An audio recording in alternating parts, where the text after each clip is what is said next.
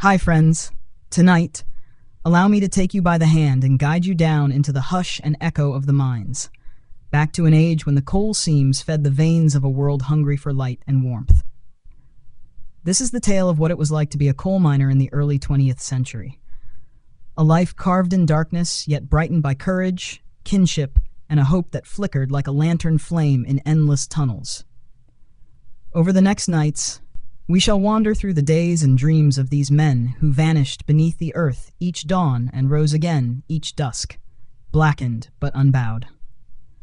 In this first part, we shall slip into the boots of young Thomas Whitlock, a miner's son in a small colliery village nestled among the soft green hills of northern England. Let us see his world before the first descent, the hearth where stories were shared, the narrow lane leading to the pith-head, and the hush of night when the mine called his name. Thomas Whitlock was 12 the first time he stood at the mouth of the pit. The coal wagons clattered like old bones over iron rails as the hooter howled across the valley to wake the men.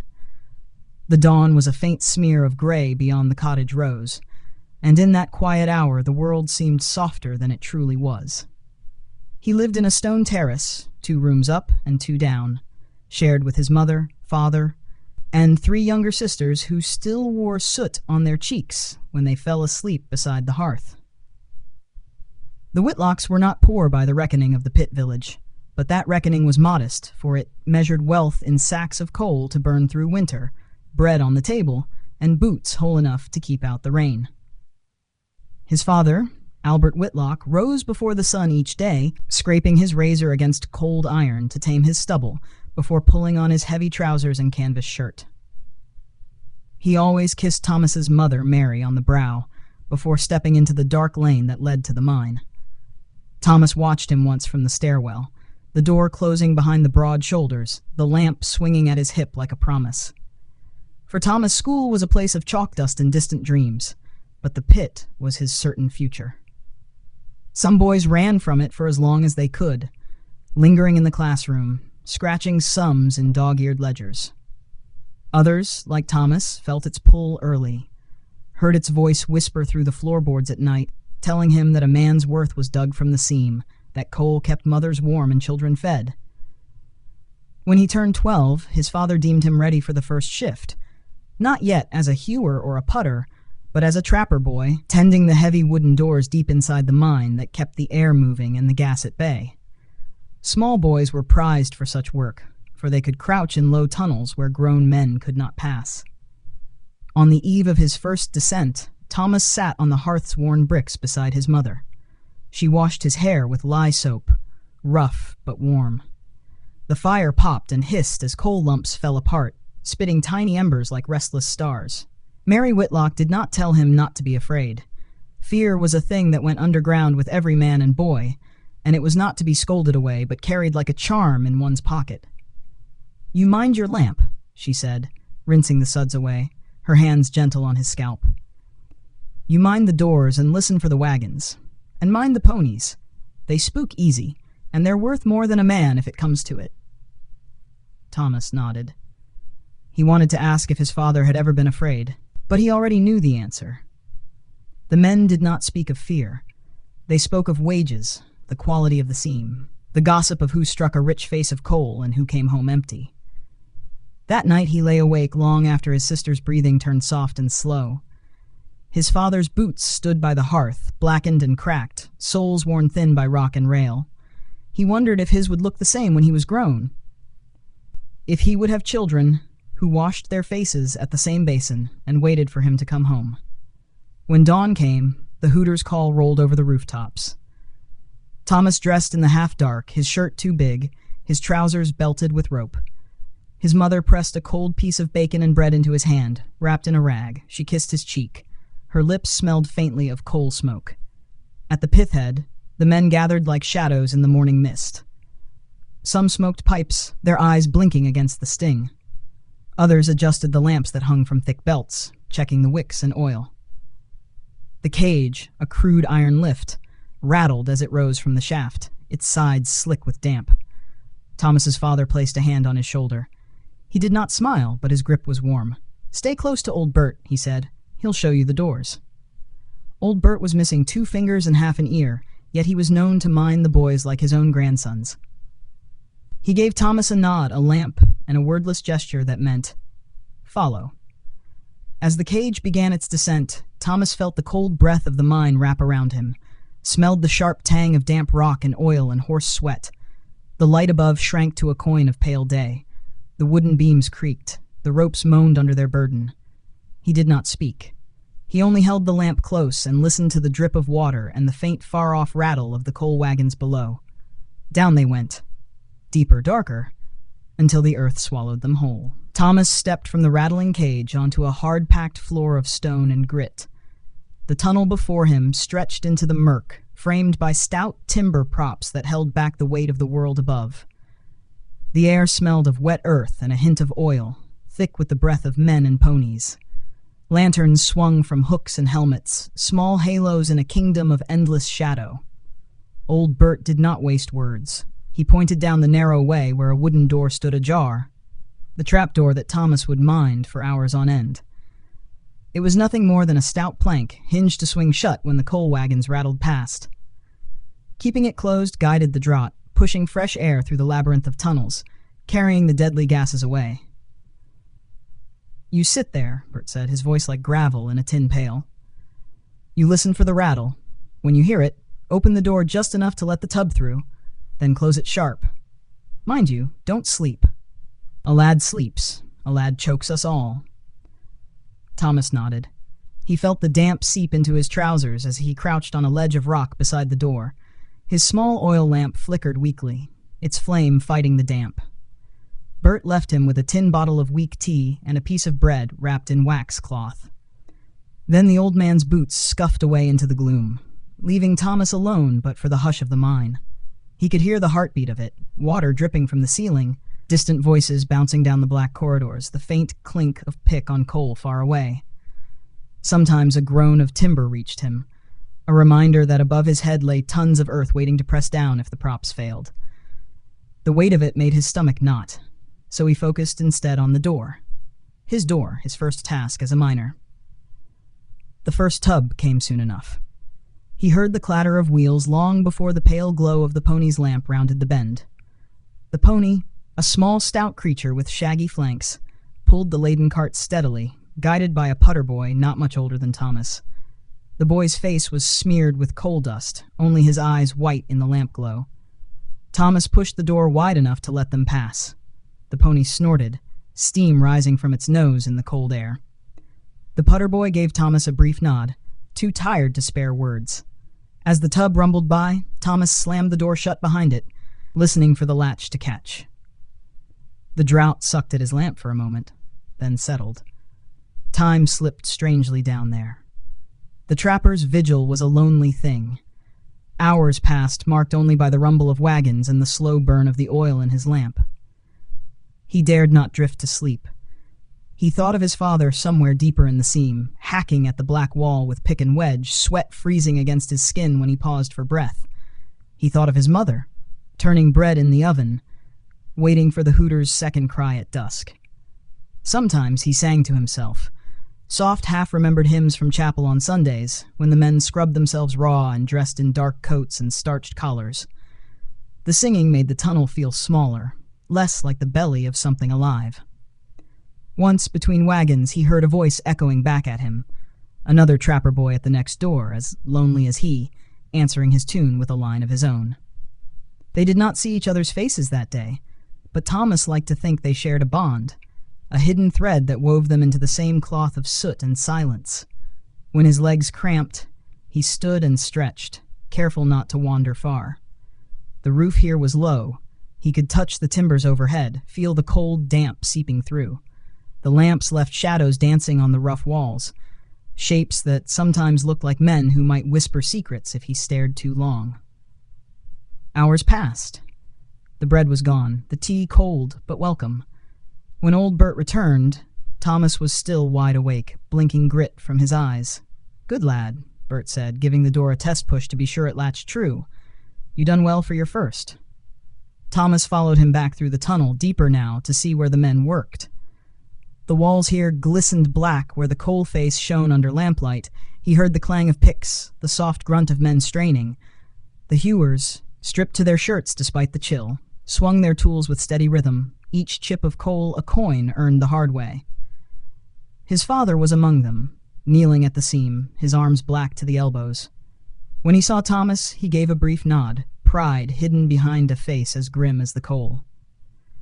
Thomas stood a moment, taking in the sight.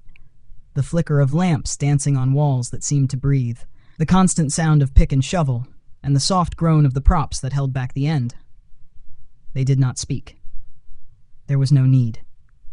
The mine had its own language, the clatter of wagons, the hiss of steam, the creak of timbers, and Thomas, for the first time, felt it settle into his bones.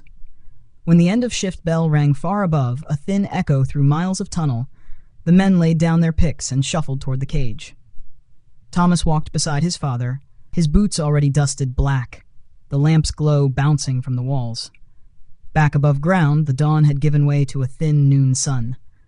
The colliery yard smelled of coal dust and horse sweat.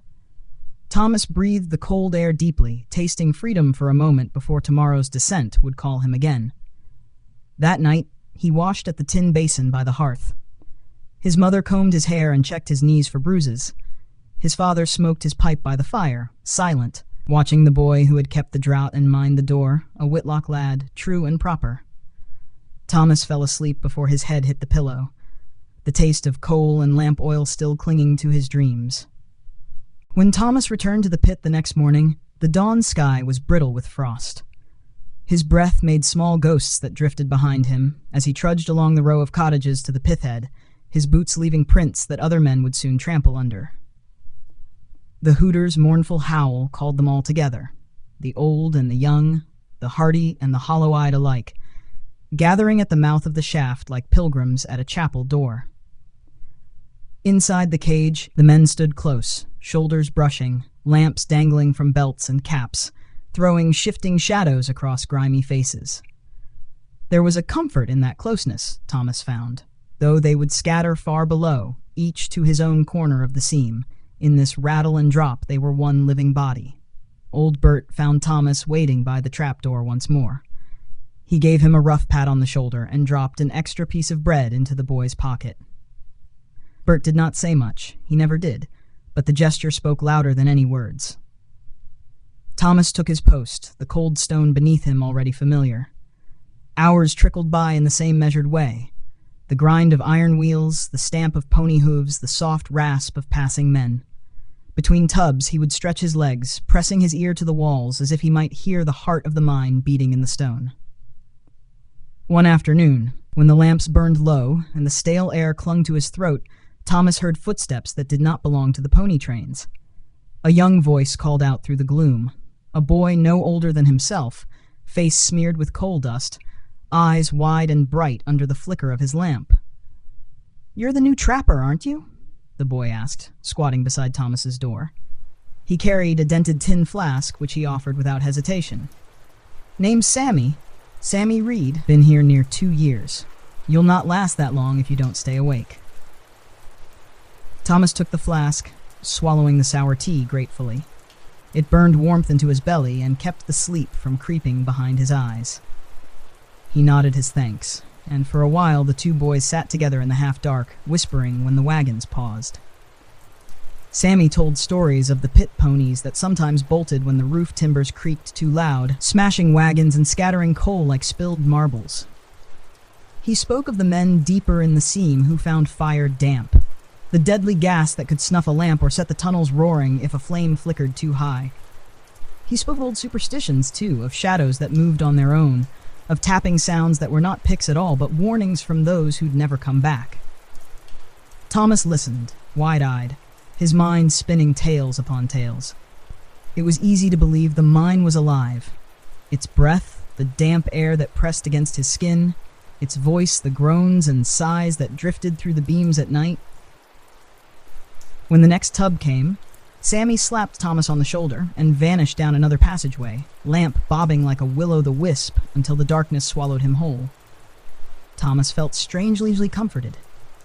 There were other boys like him, scattered through the veins of coal, each tending a door or urging a pony forward, each carrying a small piece of light into the earth's belly. As days turned to weeks, Thomas found a quiet pride in his trapper's post. His mother still scrubbed him clean each night, her fingers gentle but thorough, while his father smoked in silence by the fire.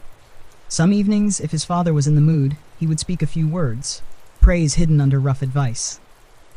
"Keep your ears open more than your mouth," Albert Whitlock would say, tipping the ash from his pipe. "A miner who listens comes home. One who talks too much ends up under rock." Thomas nodded, storing the words like small treasures. He dreamed of the day he would leave the door behind and follow the men deeper in, to stand beside his father at the coalface with pick and wedge.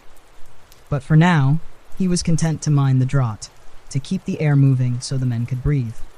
One bitter morning, a sudden hush settled through the tunnel, a hush that made Thomas's neck prickle. The wagons stopped coming, the clatter fading into an uneasy stillness. Then came footsteps, heavy boots, quick and urgent. Old Bert appeared out of the dark, lamp held high, eyes scanning the seams above Thomas's head. "Gas pockets shifted?" he said, his voice lower than a whisper but clear as a church bell in the hush. "Keep the door shut tight, lad. Don't open it for anything till I say." Thomas nodded, heart thudding in his chest. He pressed his ear to the wood, listening for any sign of the wagons. The silence was a weight pressing against his skull, louder than any pick or hammer. Minutes stretched, each breath sharp with fear. Somewhere far off, a muffled thump echoed through the tunnels, then another, softer. The sound of props being set, or worse, of the earth settling into a place it should not. He imagined the gas creeping like an invisible snake, licking at lamps, searching for flame. But the door held. His lamp flickered once, guttered, then burned steady again. When Bert returned, the danger had passed, for now. The old man's face was drawn tight, but he laid a rough hand on Thomas's shoulder all the same. "Good lad," Bert rasped. "You kept the draught right. Saved your father's breath today, likely." Thomas felt a glow in his chest that outshone the chill that clung to his boots. In that black corridor, under a mile of rock and earth, he understood a piece of the bond that bound the men of the seam together. Each shift was a pact. To watch each other's backs, to mine the air and the timber and the wagons, to go down together and come up the same. Above ground, no one spoke of it.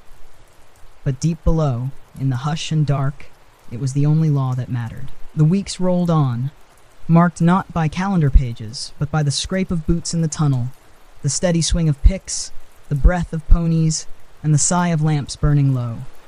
For Thomas, each day began with the hooter's call, echoing through the valley, and ended with a tired hush at the hearth, the warmth of his mother's stew, and the soft rasp of his father's pipe, drawing him slowly into sleep. By now, Thomas moved through the tunnels like a shadow himself, slipping between the trapdoors and the seams beyond when old Bert allowed it. Bert trusted the boy not to wander far. Sometimes he would let Thomas sit a while near the coalface, so long as he kept quiet and out of the way of falling rock and swinging picks. It was there that Thomas learned the unspoken rhythm of a miner's life, a rough music composed of hammers and breaths, the scrape of metal on coal, the grunted orders passed down the line. There were no clocks beneath the earth, only the rise and fall of voices, the fill of wagons, the groan of ponies pulling fresh loads to the shaft. Thomas watched his father from the shadows. Albert Whitlock bent low at the seam, arms thick as beams, sweat cutting pale lines through the coal dust that coated him from brow to boots. With each swing, he bit deeper into the black wall, carving loose the lumps that kept the hearth warm and the rent paid. Sometimes the men would sing under their breath, not full hymns as in the chapel above, but scraps of song half lost in the rattle of picks and wagons. It was a kind of prayer, Thomas thought, words offered up to whatever spirit might hold the roof aloft a little longer. One day, Thomas sat near old Bert at a shallow bend where the roof dipped low. Bert worked beside a young hewer named Josiah Price, a lean man with bright eyes and a habit of humming old ballads through cracked lips. Josiah was quick with a smile and quicker with a pick, breaking the coal in clean, solid chunks that made the putter boys grin, less time spent scraping the floor for stray lumps. During a pause, Josiah leaned back on his haunches and caught Thomas watching him. He winked, wiped his brow with the back of a blackened hand, and beckoned the boy closer. "Come here, lad," Josiah said. voice soft so as not to echo too far. "Look at this seam. See how it runs? Not straight, mind. Dips and twists like a snake under the soil." Thomas crouched, peering at the shining coal face. In the lamplight it glittered like midnight glass. Lines of pure black shot through with thin ribbons of shale. Josiah tapped the seam with his pick. "Always watch for the signs.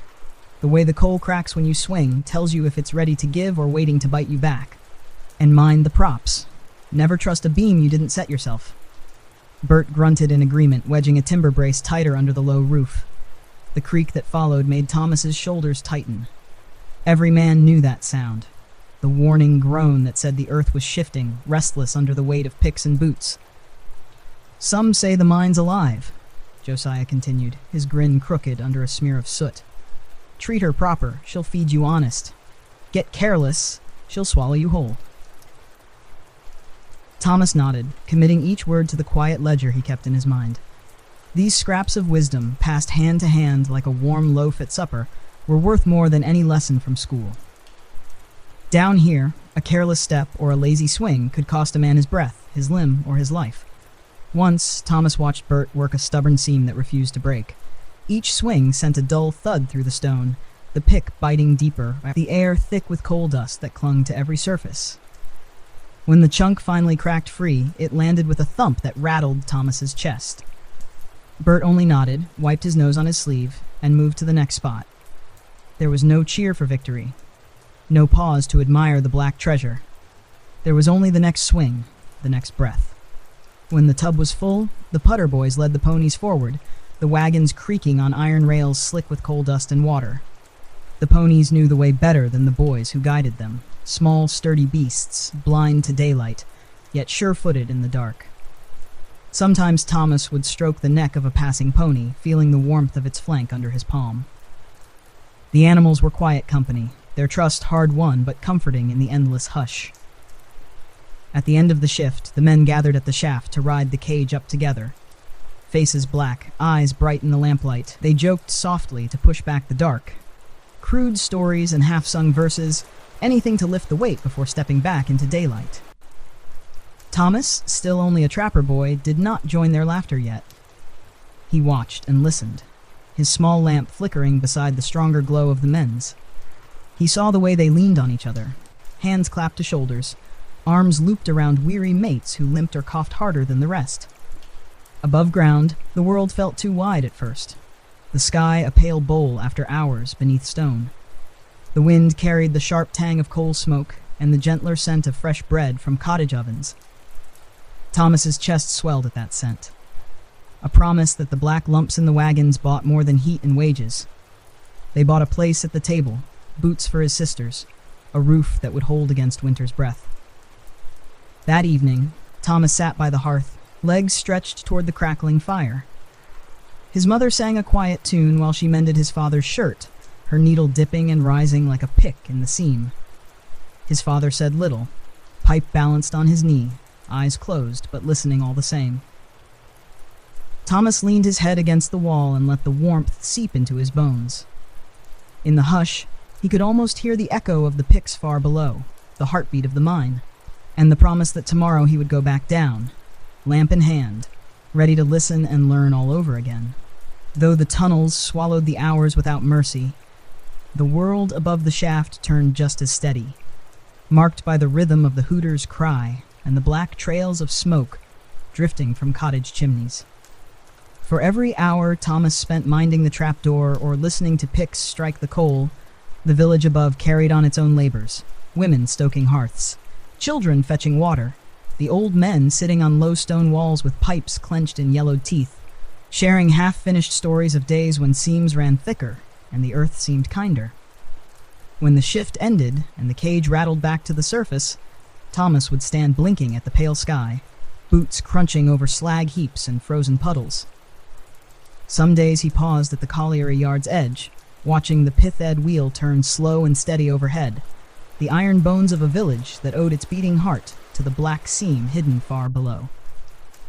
One raw afternoon, when the wind whistled sharp through the rows of slate-roofed cottages, Thomas lingered longer than usual at the pit gates.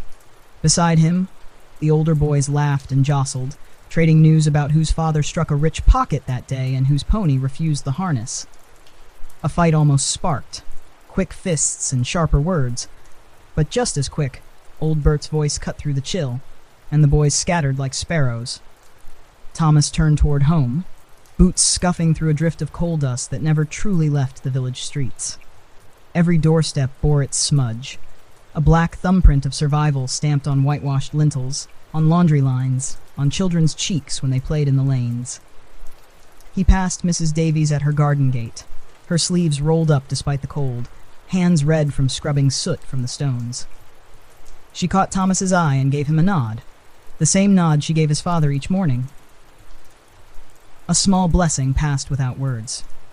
In these narrow streets, everyone knew which lads had taken to the shaft, which boys were waiting their turn, and which families held their breath when the hooter's cry carried a note of alarm.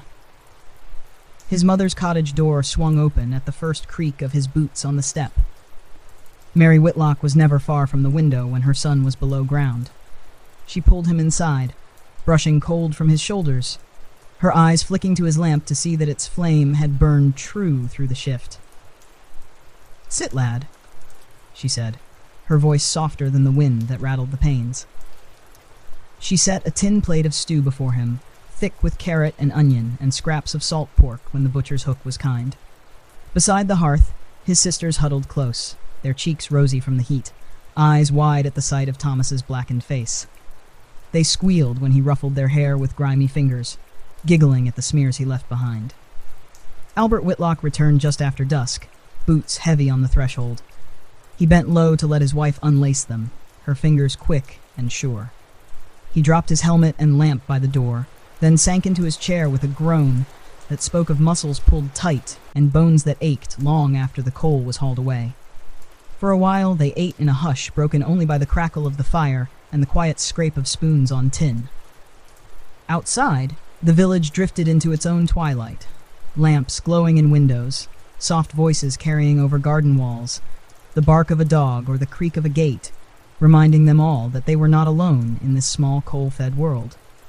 After supper, Thomas's father pulled him close with a gesture. He patted the seat of the low bench beside him, pipe smoke curling into the low beams overhead. "You kept the doors well today?" Albert asked, his voice rumbling low. Thomas nodded, wiping his mouth with the back of his sleeve. Old Bert said the drought held true. No gas pockets, all shift. His father's mouth twitched at the edge, a hint of a smile that, in Albert Whitlock's world, was as fine as praise sung from the chapel pulpit. He tapped his pipe against the hearth and leaned back, letting the warmth soak into his bones. Mary busied herself with the girls, laying out their nightshirts and brushing ash from their tangled hair. Her voice drifted through the cottage, a steady hum that softened the edges of the day's grime and weariness. Sometimes, after supper, Thomas slipped out to the lane. The night air bit sharper now that the first frosts had come, turning puddles to glass and grass to brittle lace. The lamps in the windows made little pools of gold on the stone path, flickering like fallen stars. He passed other lads near his age, some leaning against garden walls, boots kicking at loose stones, talk low and easy. Sammy Reed was there most evenings, perched on the fence outside his own cramped cottage, boots swinging, lamp still hanging from his belt like a badge of honor. "Your dad still working the deep seam?" Sammy would ask, voice hushed under the swirl of his breath in the cold. Thomas would nod. And they'd trade scraps of news about the day's haul, the ponies, the props that creaked too loud for comfort. Their laughter was a thin shield against what they both knew, that every shift might hold more than coal in its grasp, that the hooter's next call might carry sorrow instead of routine. Yet boys like Thomas and Sammy learned early to keep their fears tucked deep, same as their fathers, same as the men before them. In the hush before bed, Thomas sometimes lingered at the back gate, staring out over the slag heaps that rose like dark hills against the moon. The wind carried the distant rattle of the pith-head wheel, even at night, as if the mine refused to sleep altogether. When he crawled under the blankets, his sisters breathing soft beside him, he felt the coal dust still clinging to his scalp and the ache of cold stone in his knees. But he also felt the warmth of the hearth in his bones. A warmth dug from the earth, one swing at a time, paid for in sweat and trust and the quiet bond that held the village close against the dark. Sunday came as a gentle reprieve, a slender thread of light stitched through the black cloth of the miner's week. No hooter called before dawn, no cage rattled down the shaft. Instead, the village stirred slow, waking to the hush of kettles on stoves and the soft scrape of boots brushed clean by back doors. Thomas rose to the scent of bread warming by the hearth. His mother's hands worked deftly, folding dough and tending the bubbling pot of porridge she set before him. For once, there was no rush to tie boots or test the lamp's wick. The mine lay silent beneath their feet, the wagons stilled, the ponies resting in the stables, breathing steam into the quiet. Albert Whitlock stood by the small cracked mirror nailed to the wall. His shoulders seemed broader in his Sunday coat, the dark wool pressed neat, brass buttons polished until they caught the flicker of the hearth's glow. He scraped his razor slow and careful across his chin, the hiss of steel against stubble, a softer echo than the rasp of pick on coal. Thomas waited his turn at the basin, scrubbing coal dust from beneath his fingernails, smoothing his hair with water so cold it bit his scalp awake. Mary laid out his best shirt, stiff from starch, sleeves a little short at the wrist, and knotted a faded blue scarf around his collar. His sisters giggled as they fussed with his hair, flattening stubborn tufts until their mother plucked them away. The lane outside filled with neighbors dressed in their own Sunday best. Patched jackets pressed flat, trousers brushed of dust, caps tugged low over hair still smudged at the edges. Little ones clutched their mother's hands, boots scuffing over the frost-rimed stones. Old men walked with stiff dignity, leaning on sticks carved from oak and ash, their pipes left cold in pockets until after the chapel doors closed. The chapel sat at the village's heart, its steeple squat and sturdy, bricks the same dark stone as the cottages. A single bell tolled through the cold, drawing the Cole families together under its promise of rest and hope. Inside, the air was warmer than the wind outside, carrying the scent of wool and soap and damp coats drying over pews. Thomas sat pressed between his father and mother, back straight, hands folded as the hymn book passed down the line. The minister's voice rose and fell, a steady current of words about mercy and toil and reward waiting beyond the grave. The men listened with heads bowed, caps clutched in rough hands, while their wives dabbed at children's noses and hushed small sniffles. Sometimes Thomas's gaze drifted to the stained glass above the pulpit, a panel of rich blues and reds that glowed when the sun found a gap in the clouds. It showed a shepherd leading his flock across green hills, far brighter than any field Thomas had ever walked. He wondered if heaven smelled like clean air and bread warm from the oven, if the ground there was soft and free of seams waiting to swallow a man whole. After the final hymn faded and the congregation spilled into the lane, the talk turned back to earthly things. The seams yield, the rumor of a new face to be opened come spring. The cost of coal weighed against the butcher's bill. Women traded gossip in low voices, heads bent close. Boys like Thomas lingered at the gate, boots tracing patterns in the frost while they listened to tales too coarse for chapel walls. Old Bert passed Thomas on the path, tipping his cap with a grin that showed the missing teeth he never bothered to hide on Sunday. He leaned down, voice like gravel softened by warmth. "Mind you, lad, you look near respectable today. Keep that shirt clean, eh? Tomorrow it's back to the black." Thomas grinned and promised he would. He knew as well as Bert that by the next dusk, the shirt would be stained and stiff with sweat, sleeves rolled to the elbow as he crouched by his trapdoor once more. Back home, the hearth burned hot enough to warm the stone floor under Thomas's bare feet. Mary laid out dinner with care.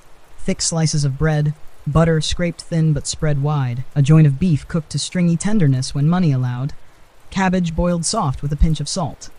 On Sunday, there was always tea, strong enough to stain the cup, poured into chipped mugs, passed hand to hand. After the plates were cleared and his sisters were bundled onto a blanket by the hearth, Thomas slipped to the back step. The day's pale sun was fading behind the slag heap's shoulder, painting the sky in bruised purple and gold.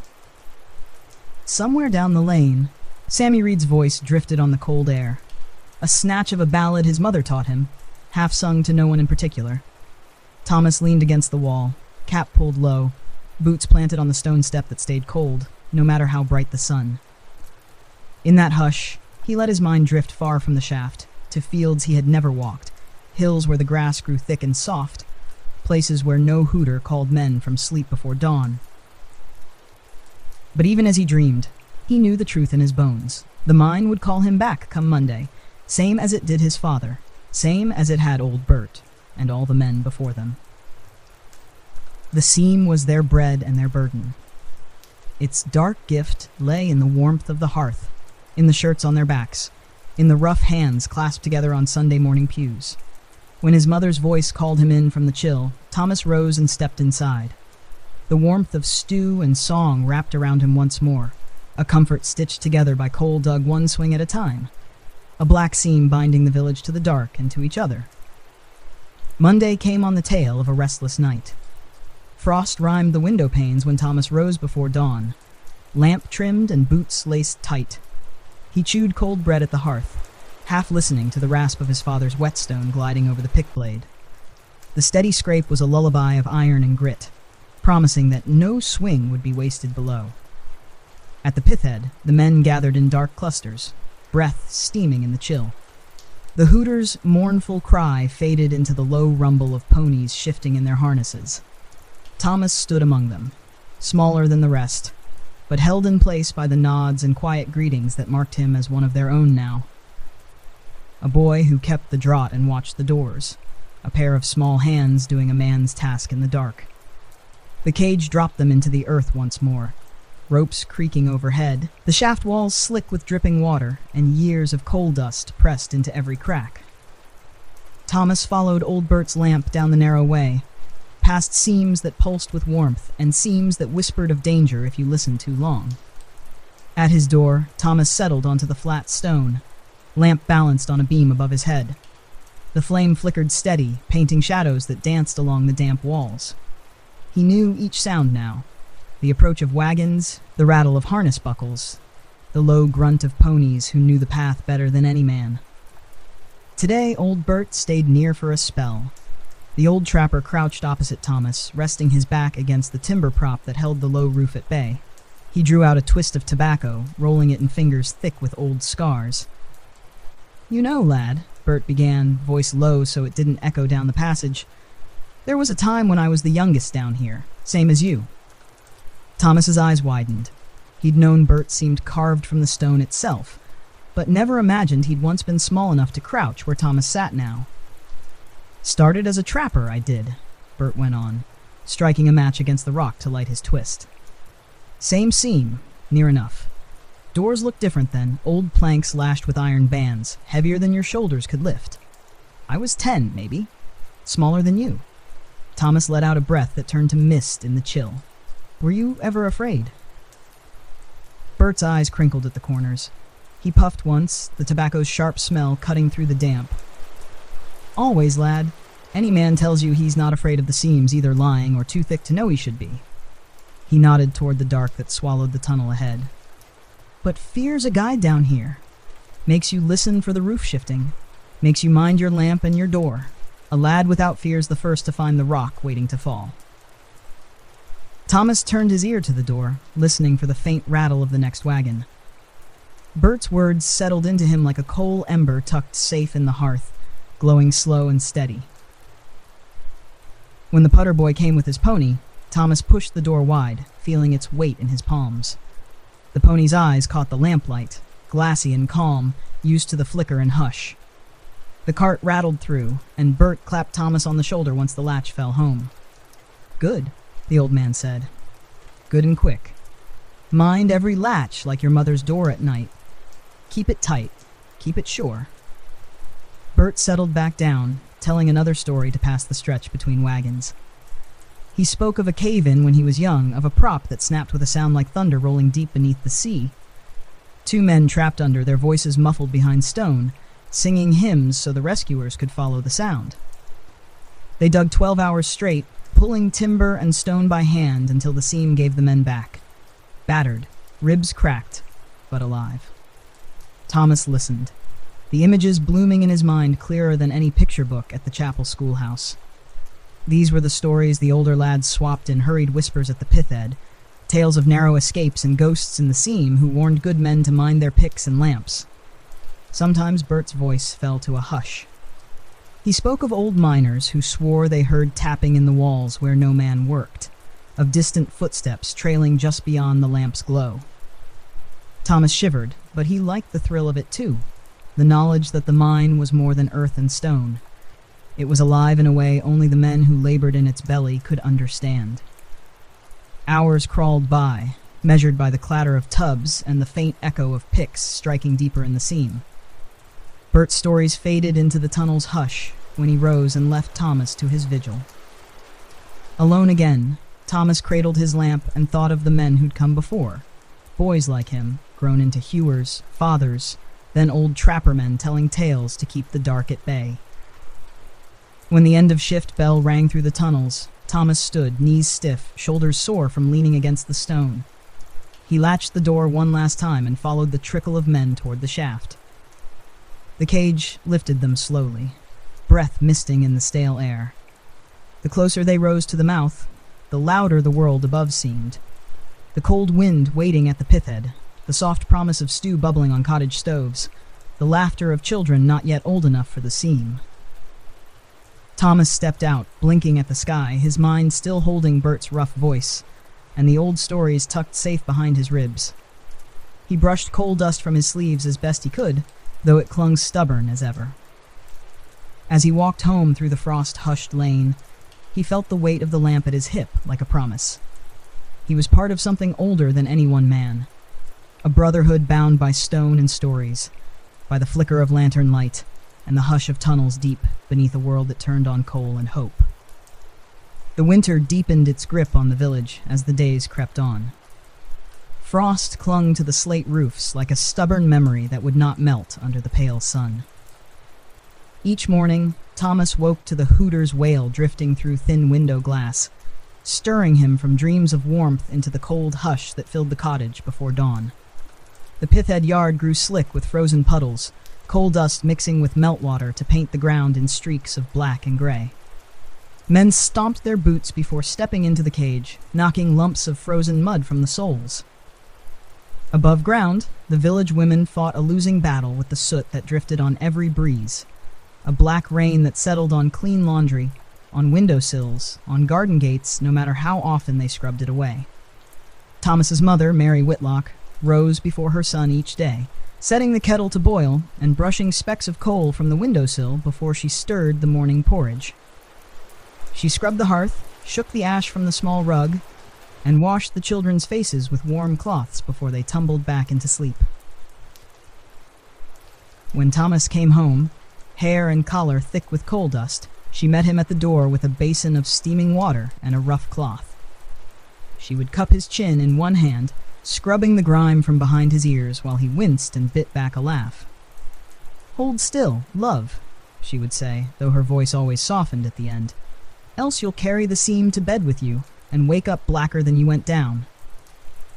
No matter how hard she scrubbed, the coal found ways to stay. It lodged under fingernails, settled deep in the creases of elbows, worked its way into the soft fold behind the knee. It lingered in the sheets, in the dishwater, in the damp air that slipped through cracks in the door. Albert Whitlock wore the seam like a second skin. Each evening he sat by the hearth, pipe clenched between teeth, black smudges darkening the lines at his wrists and throat where the wash basin could not reach. When he coughed, a deep bark that rattled the cups on the shelf, Mary would press a mug of warm tea into his palm and stand behind him, one hand resting light on his shoulder. She knew the cough well enough to measure its threat by ear alone. Some nights, Thomas lay awake listening to it, counting each rough hack as if it were a pick striking the seam. He wondered if the coal ever truly left them, or if a piece stayed buried in every breath and heartbeat. One evening, after the lamps were trimmed and the supper plates scraped clean, Mary brought her washing tub into the kitchen. She filled it with steaming water, fetched in buckets from the yard pump. The children helped when they could, small hands dipping soap and cloth, wringing shirts and trousers until their fingers turned red and numb. The steam rose and carried with it the scent of lye and ash. Thomas sat by the hearth, boots drying near the embers, watching his mother's hands work the shirts against the washboard. Each stroke seemed a small rebellion against the black rain that settled back before the clothes even dried. Outside, the wind shifted, driving fine coal dust through cracks in the window frame. It powdered the sill and danced in the lamplight when a draught caught it, floating down like black snow onto the floorboards Mary had just swept clean. She sighed when she saw it, her shoulders slumping for the briefest moment before she squared them once more. She dunked the last shirt under, twisting it hard until the water turned gray and oily. Thomas rose and took the shirt from her hands, hanging it by the fire to steam dry overnight. When he caught her gaze, she gave him a small smile, weary but unbroken. "Someday," she said, as if speaking to the rafters more than to him, "this house will stay clean a whole day through. Someday, when your father's done with the seam, and you are too." Thomas did not say what he thought, that the black would always find them, that it lived in the hollows of their lungs and the cracks of their palms, a price paid in quiet breath for the warmth that wrapped their shoulders each night. On Saturdays, when the weather allowed, the women beat the rugs outside the cottage doors. They swung them over the low stone walls, smacking them with sticks until puffs of coal dust rose like startled birds into the cold air. The sound echoed down the lane, a steady thump-thump, mingling with children's laughter and the creak of garden gates. Even the children bore the mark of the seam. Thomas's sisters played in the yard, chalking hopscotch grids on the flagged stones, the lines always smudged with soot before the game was done. When they giggled and squealed, the black spread over their cheeks in smears that no scrubbing could fully erase. Yet for all its reach, the coal gave as much as it took. Without it, the hearth would go cold. The bread would shrink to crumbs. The butcher's hook would hang empty come Sunday. Every black handprint on the wall, every cough at the hearth, was proof that the lamp still burned below, that the seams still offered their dark gift. On Sunday evenings, when the basin sat empty and the last shirt steamed on the line above the fire, Mary would settle into her chair, the children at her knees. She sang them soft songs learned from her mother, her voice rising above the wind that rattled the eaves. Thomas listened from his place on the floor, head resting against the warm brick of the hearth, his eyes drifting shut as the old tune wound through the quiet. Outside, the black rain still fell, invisible but certain, painting the village one flake at a time.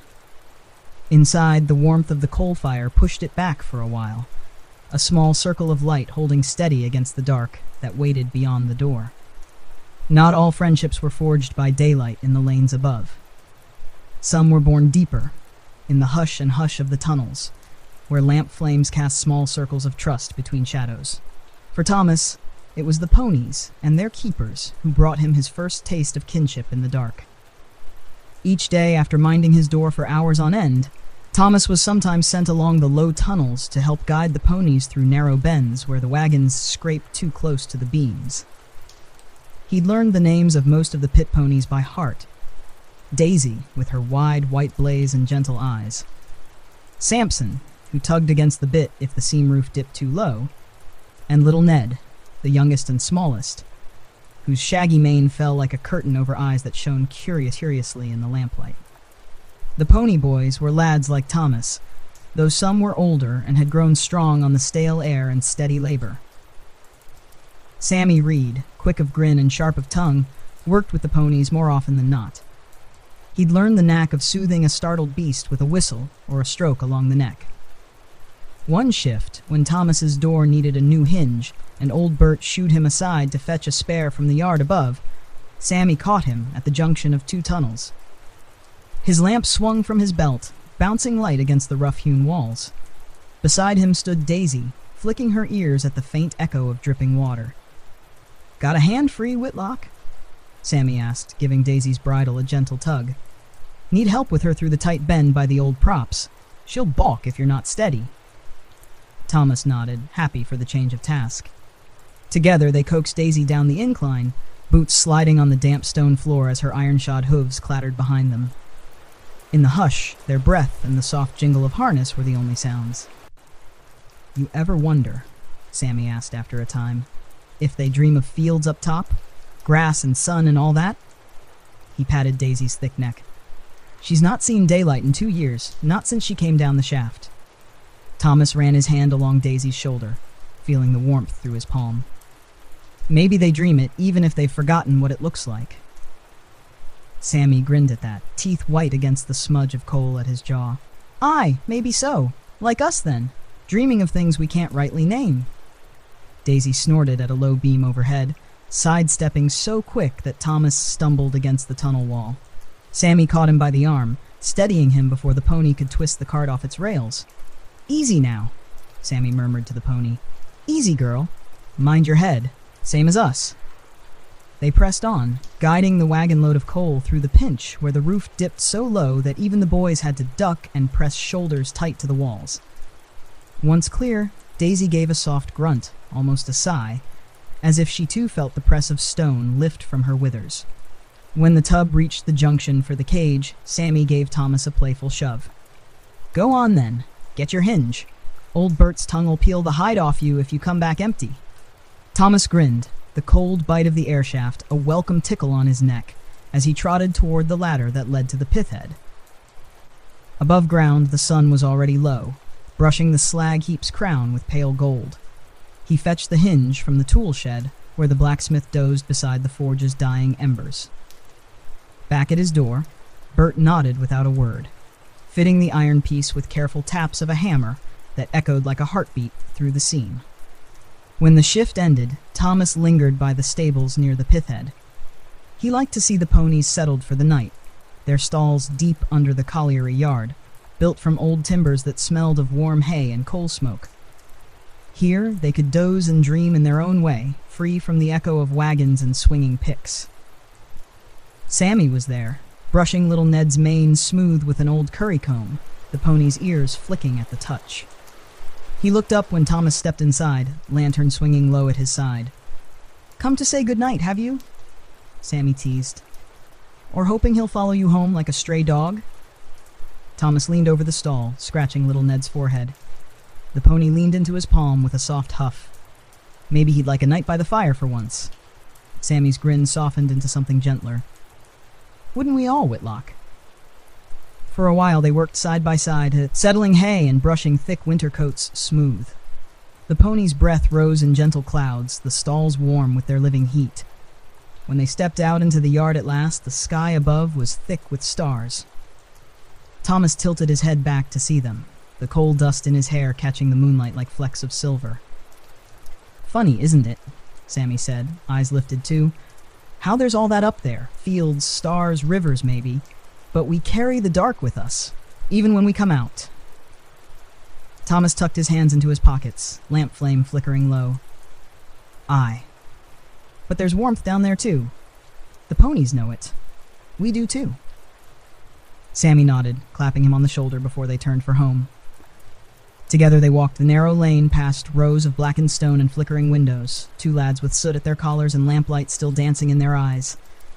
And behind them, deep in the stables, the ponies shifted in their stalls, dreaming perhaps of fields they'd never seen, but carried somewhere, hidden and safe, in the hush behind their dark and gentle eyes.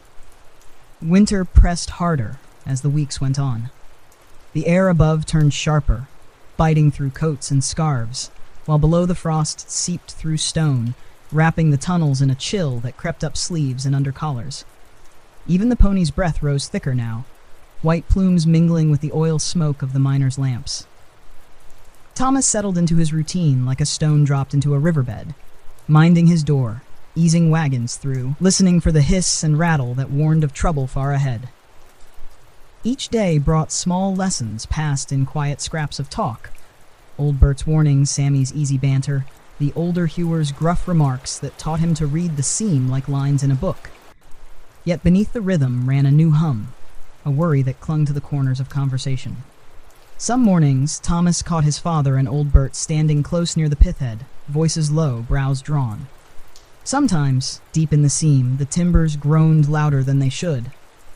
The air smelled wrong, a sharp tang that stung the nose and made the lamp flames shudder in their glass. One shift, Thomas sat at his trapdoor, boots tucked tight under him to keep the numbness from his toes. He hummed to keep the hush from settling too deep. One of the chapel hymns his mother loved, half-forgotten words drifting between the tunnel props. It was Sammy who startled him from his tune, appearing from the dark with little Ned in tow, the pony's coat damp and eyes wide. "You hear it?" Sammy asked without preamble, voice low enough to vanish into the stone walls. He crouched beside Thomas, pressing a hand to the door as if feeling for a pulse. Thomas frowned, straining his ears past the drip of water and distant thud of picks. At first he heard nothing, only the faint rattle of a tub far off. Then it came. A soft hiss, like breath drawn through tight teeth, followed by a sound like dry paper crumpling somewhere deep in the seam. "Fire damp," Sammy whispered, touching the glass of Thomas's lamp. The flame flickered, dancing high for an instant before steadying again, or something shifting where it shouldn't. They both fell silent, the hush thicker now.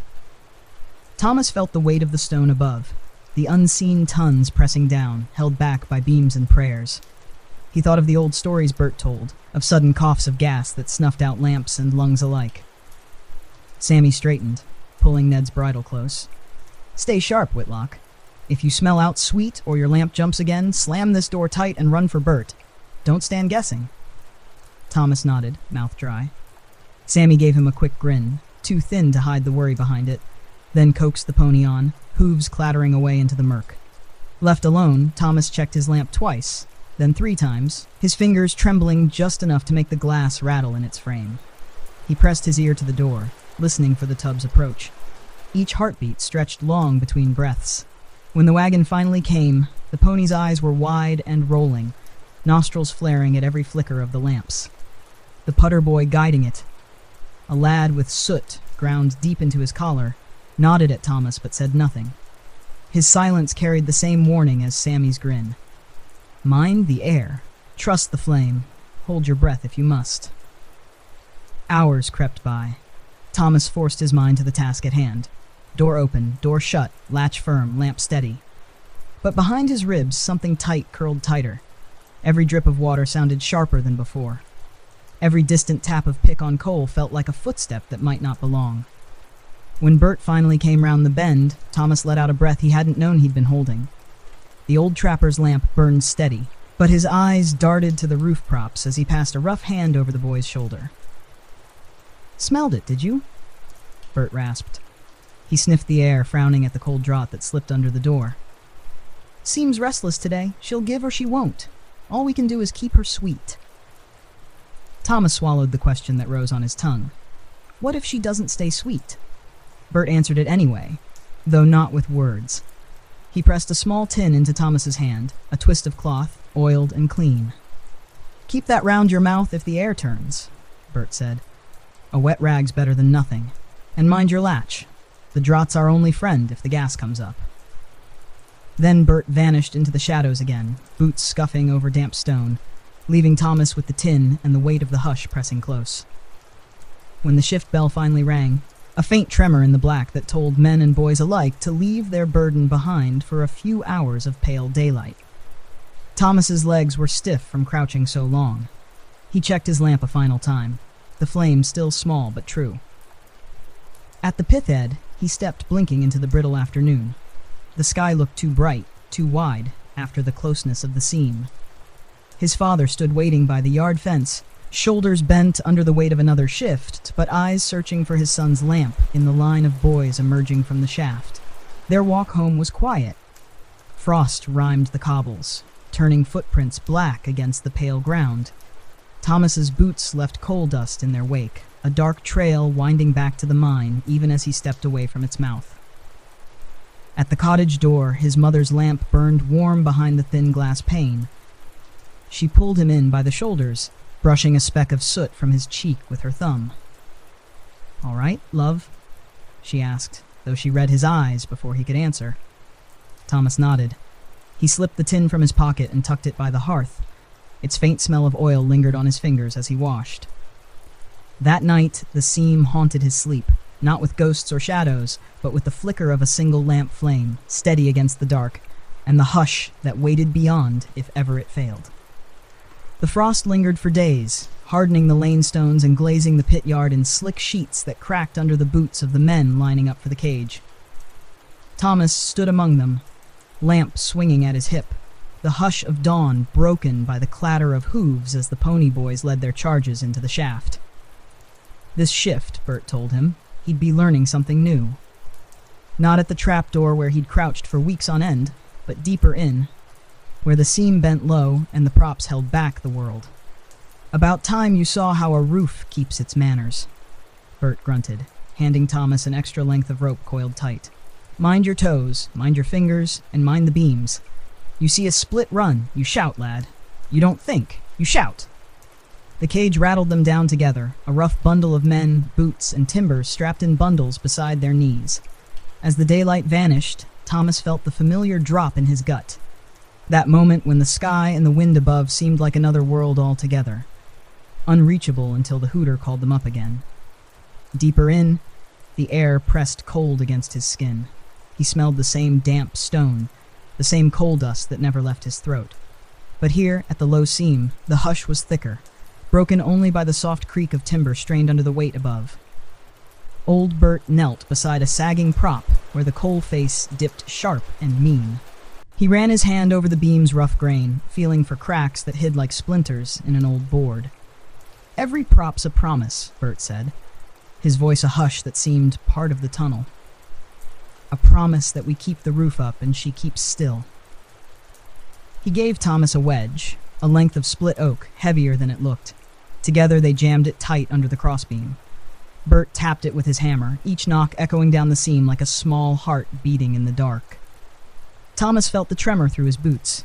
He imagined the tons above, fields, fences, the very sky itself, pressing down on the narrow gap where they crouched. It made his pulse thrum in his ears, faster than the knock of Bert's hammer. They moved on, stooping low under the next brace. Here, the air smelled sharp, like old iron and damp bark. Bert pointed with the hammer's worn head to a split running along the beam. "See that?" he asked. Thomas nodded. The crack looked harmless at first. Just a thin line, black in the flicker of his lamp. "Once that runs wide, the roof talks to us," Bert said. "If we listen, we walk away. If we don't..." He didn't finish. He didn't have to. They wedged in another prop, Thomas bracing the base with both hands as Bert drove it firm. Each strike sent a jolt up Thomas's arm, rough and cold, but steadying too. A reminder that they were not helpless guests down here, but keepers of the hush, caretakers of the seam's patience. Between beams, Thomas glimpsed the hewers at the coal face, his father among them, pick biting the black wall, breath misting around his collar. Albert Whitlock worked without wasted motion, each swing clean, each pause short. He caught Thomas's eye once, a flicker of recognition that passed like a nod through the low haze of lamp smoke. At the end of the line, Josiah Price hummed a ballad between swings, the tune too faint to carry far but enough to soften the groan of timber above. His lamp hung from his belt, casting shifting shapes on the coal wall as he worked. A sudden crack split the hush, sharp as a gunshot in the narrow seam. Every head turned. Bert's hand clamped Thomas's shoulder before he could flinch. "Easy," the old trapper murmured. "Talks to us, remember? Just talks." They waited, breath held, listening for the follow. The deep rumble that would mean the props had failed, and the roof was coming down. But no echo came. Just the drip of water down the rock face, the wheeze of a pony in the next passage, the soft knock of Josiah's pick resuming its work. Bert drew a new wedge from his satchel, running a thumb along its edge. He handed it to Thomas with a nod. "Your turn." Thomas's palms sweated against the rough grain. He crouched low, bracing the wedge against the next beam. He lifted the hammer, feeling its weight settle into his wrist, heavier than it looked when Bert swung it. His first tap was too soft. The wood barely shifted. Bert's chuckle rumbled behind him, but it wasn't mocking. Just the soft patience of a man who'd held 1,000 beams steady with his own rough hands. Thomas struck again. Harder this time, the wedge biting into place with a satisfying thunk. He felt the tremor through his boots, through his bones, through the hush itself. He swung again until the wedge sat tight and true, bracing the beam above like a quiet promise between stone and man. When they rose, Bert clapped him once on the back. "Good lad. A prop man's trade ain't just hammer and wedge. It's knowing when to listen and when to hold your breath. They moved on down the seam, mending where the weight pressed hardest, setting new braces where the old ones grown too loud. The hours passed slow, marked by the steady knock of hammer on wood and the faint, distant echo of picks striking coal. When the hooter's cry trembled down the shaft, Thomas felt the day's cold slip from his shoulders. He and Bert gathered their tools, stepping back through the tunnels they'd braced against the crush of the world. At the pith head, the cage lifted them into dusk. The sky wide and bruised with cloud, the slag heap dusted white where frost claimed the loose stone. Thomas's arms ached from the hammer's weight, but beneath the tired thrum of muscle, something warm lingered.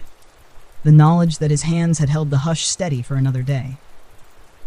Back at the cottage, Mary Whitlock brushed coal dust from his hair, humming the same tune Josiah had hummed down below. She pressed a tin plate of stew into his hands, warmth rising through his fingers into his bones. Thomas ate in silence beside the hearth, the soft crackle of coal reminding him of the beams below, the quiet promise of wood and wedge, and men who listened for the seam's restless talk.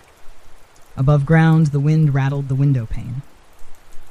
But deep beneath his ribs, Thomas carried the hush with him, steady as a beam braced true against the weight of the waiting dark. When Friday came, it brought with it the soft clink of coins that turned coal dust into bread, boots, and the promise of another week's warmth. Thomas knew the feel of the pay packet long before he ever held one of his own. He knew it by the hush that fell across the kitchen table when his father spread the coins on the cracked wooden boards.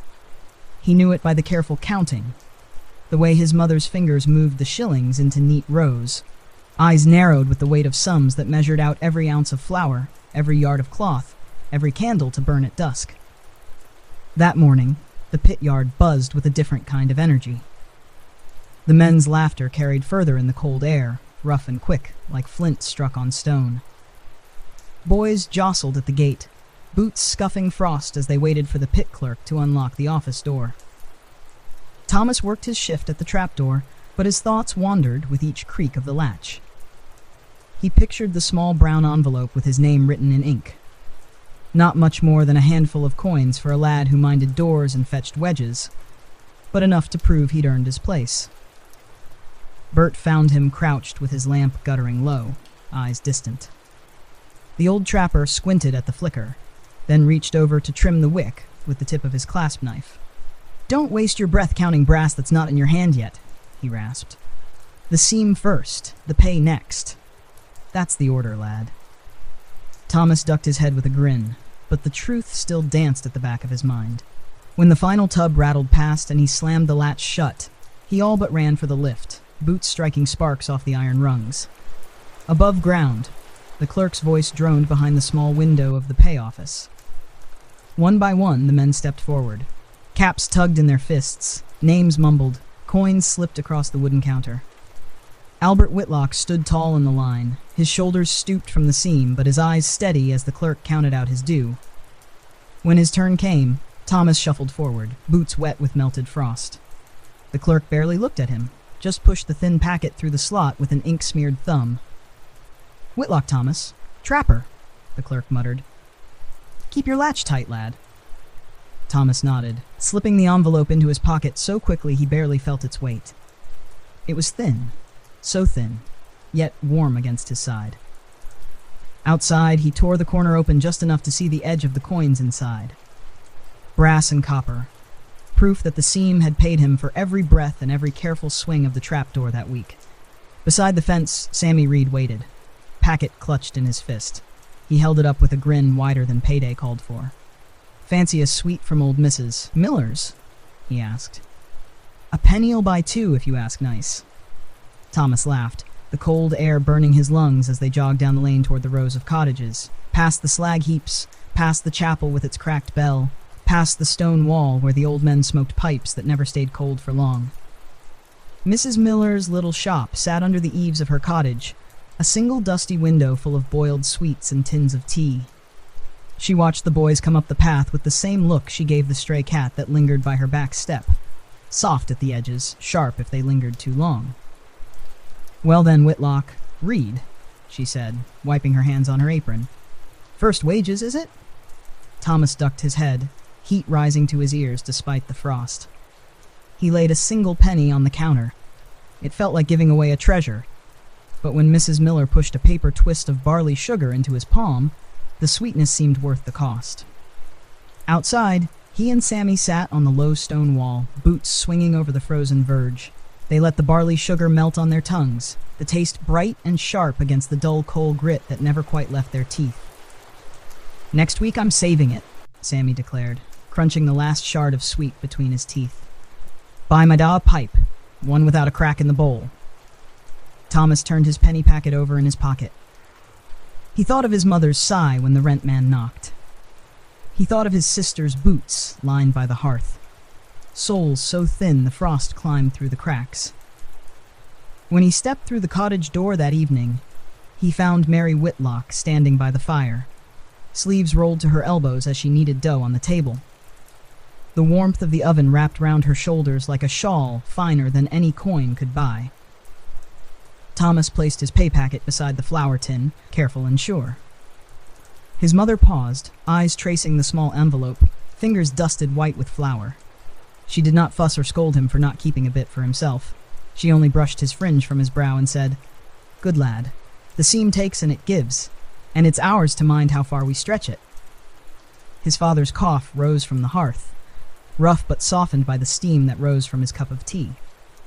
Albert gave a single nod when Thomas caught his eye. Small, like a tap of the hammer on a well-set wedge, but it struck deeper than any words. That night, Thomas lay awake in his cot, the hush of the house broken only by the pop of the fire and the soft breath of his sisters dreaming beside him. In his pocket, a single copper penny remained, the edge worn smooth from his thumb. He turned it over in the dark, a promise to himself that one coin, no matter how small, could hold more than bread and brass. It held the seam's price, the hearth's warmth, and the quiet hope that someday the black dust might carry more than the weight of another week's work. Winter crept deeper into the village, finding every gap under the door and every crack in the stone walls. The frost lingered on the pit yard fences all day now, turning the puddles between the tracks to brittle glass that snapped under boot heels. The seam gave its warmth in lumps of coal, but the cold pressed in all the same, wrapping round the bones of every man and boy who rose before dawn to answer the hooter's call. It was the cough that changed first. A small sound at the hearth, easy to ignore when the lamp was lit and the stew pot bubbled. But in the hush before dawn, when the fire fell to embers and the room lay black and still, Thomas heard it plain. A deep rasp in his father's chest, like stones grinding behind his ribs. Mary Whitlock heard it too. She said nothing as she pulled another blanket over Albert's shoulders, her eyes tracing the hollow of his collarbones where the seams of his shirt gaped wide. The next morning, Albert dressed for the shaft all the same. He laced his boots slow, hands trembling just enough for Thomas to see.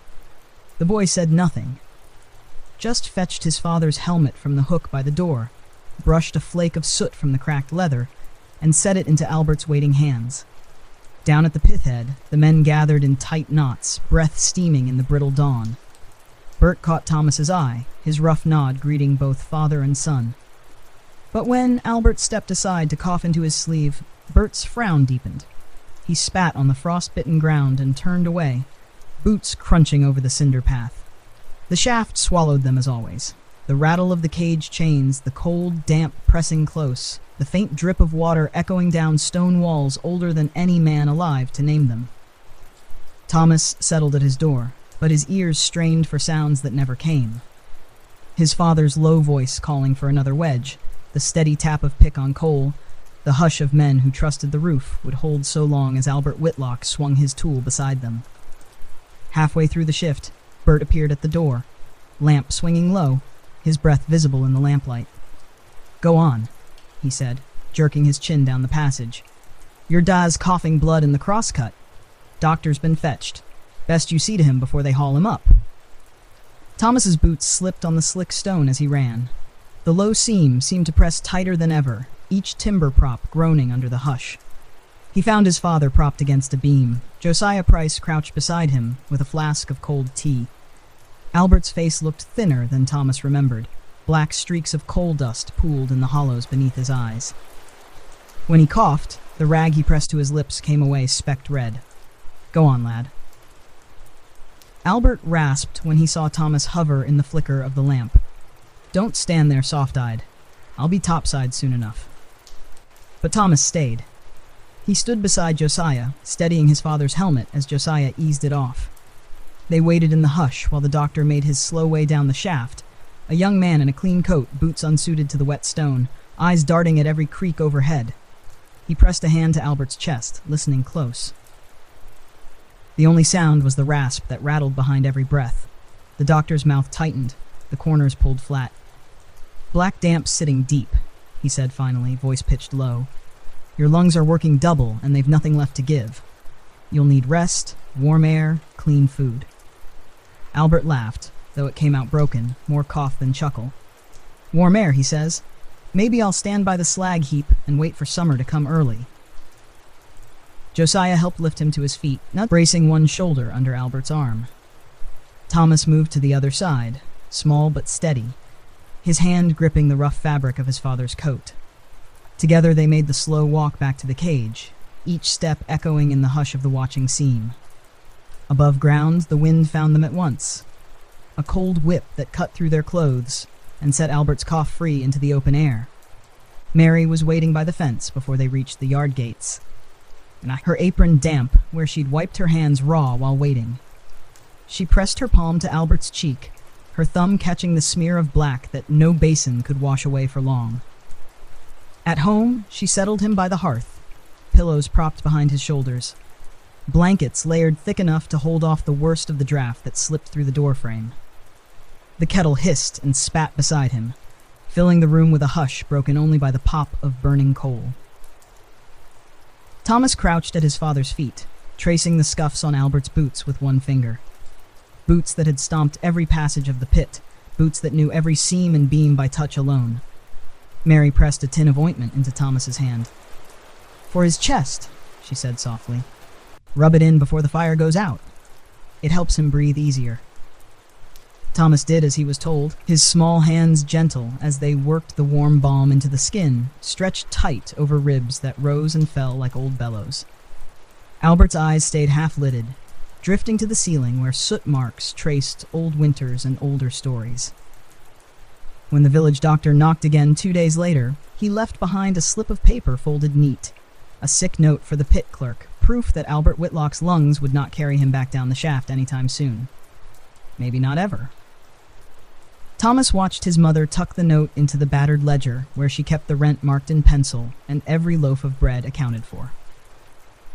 Her fingers lingered there a moment too long before she closed the cover with a soft snap. That night, the cough rose again, a deep rattle in the hush of the cottage. Thomas lay awake on his cot by the hearth, eyes tracing the flicker of lamplight across the low beams. He listened to his father fight for breath in the next room and felt the cold weight of the seam pressing down even here, in the warmth of his own home. In his mind, he saw the path back to the trapdoor, the latch, the draft, the endless hush. He knew he would mind it twice as hard now, for every coin the sick note would not bring. And in the dark, he promised the seam one thing, that so long as his lamp held its flame, he would stand between that hush and the hearth, holding back the dark, one latch at a time. The days that followed settled over the Whitlock cottage like a thin dusting of ash. Soft at first, but quick to find every crack. Albert Whitlock stayed by the hearth, propped against pillows, the cough never far behind his breath. His boots, once black with fresh coal dust, now sat empty by the door, soles worn thin from years of pacing the tunnels. Thomas rose earlier now. The hooter's cry called him from a restless sleep long before dawn. He tied his boots by candlelight, careful not to wake his sisters where they lay curled under old quilts. Mary pressed a stale crust of bread into his hand, wrapped in cloth for the shift. Sometimes she managed a bit of bacon if the ledger allowed, but more often it was just bread and the hope that the pit would pay enough to keep the shelf from going bare. At the shaft, the men greeted him with soft nods that held something different now, a quiet respect threaded with pity. Thomas felt it in the way Bert clapped his shoulder, and in how Sammy Reed passed him the last twist of barley sugar from his pocket without a word. Thomas did not waste breath, protesting. The sweetness on his tongue was the only brightness in the hush of the tunnels. One afternoon, after the final tub rattled past and Thomas latched his door tight for the last time that shift, Bert led him down a side tunnel instead of straight back to the cage. "Come on, lad," Bert said, voice gruff but kind. "Got something for you to carry topside." They passed the low seam where the oldest props leaned at uneasy angles. At the end of the narrow passage, a small alcove opened where the roof rose just high enough for a man to stand without bowing his head. In the gloom sat a neat pile of coal sacks, each marked with a smear of chalk, a sign that they were set aside, not weighed against a man's wages, but offered as quiet gifts. "The widow's purse, they call it," Bert explained, crouching to tug a sack forward. "When a man's down sick or gone altogether, the lads chip in a bit of the face for his hearth. Clerk looks the other way, mind, so long as it's done quiet." Thomas's throat felt tight as he reached for the sack. It was heavier than it looked, the coal inside cold against his chest as he heaved it up onto his shoulder. "You're not the first to carry the seam home like this," Bert said. "Nor the last. It's how we mind each other when the seam forgets to." Back above, Thomas slung the sack over his back, boots slipping on the yard's frozen ruts. The sky hung low and gray, the wind cutting through his shirt, but the weight of the coal was a warmth of its own, a reminder that the darkness below could sometimes be kind. He slipped through the cottage door with the sack balanced high. Mary's eyes widened when she saw him, but she said nothing as he tipped the coal gently onto the hearth's waiting scuttle. She only brushed a bit of dust from his cheek with the back of her hand before turning to stoke the fire higher. Albert stirred at the sudden warmth, eyes blinking open from behind half-shuttered lids. He coughed into his sleeve, the sound rasping low and tired. "Where'd you find that, lad?" he asked, voice hoarse but steady. Thomas did not look at his mother.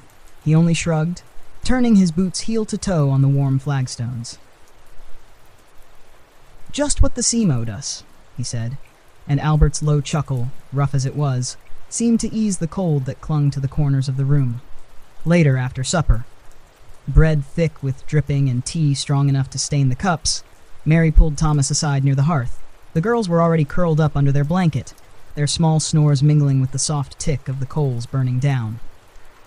"You mind yourself," Mary said, voice gentle but lined with worry. "The widow's purse is a kindness, but it's a burden too. They'll watch you now, same as they watched your da." Thomas knew what she meant.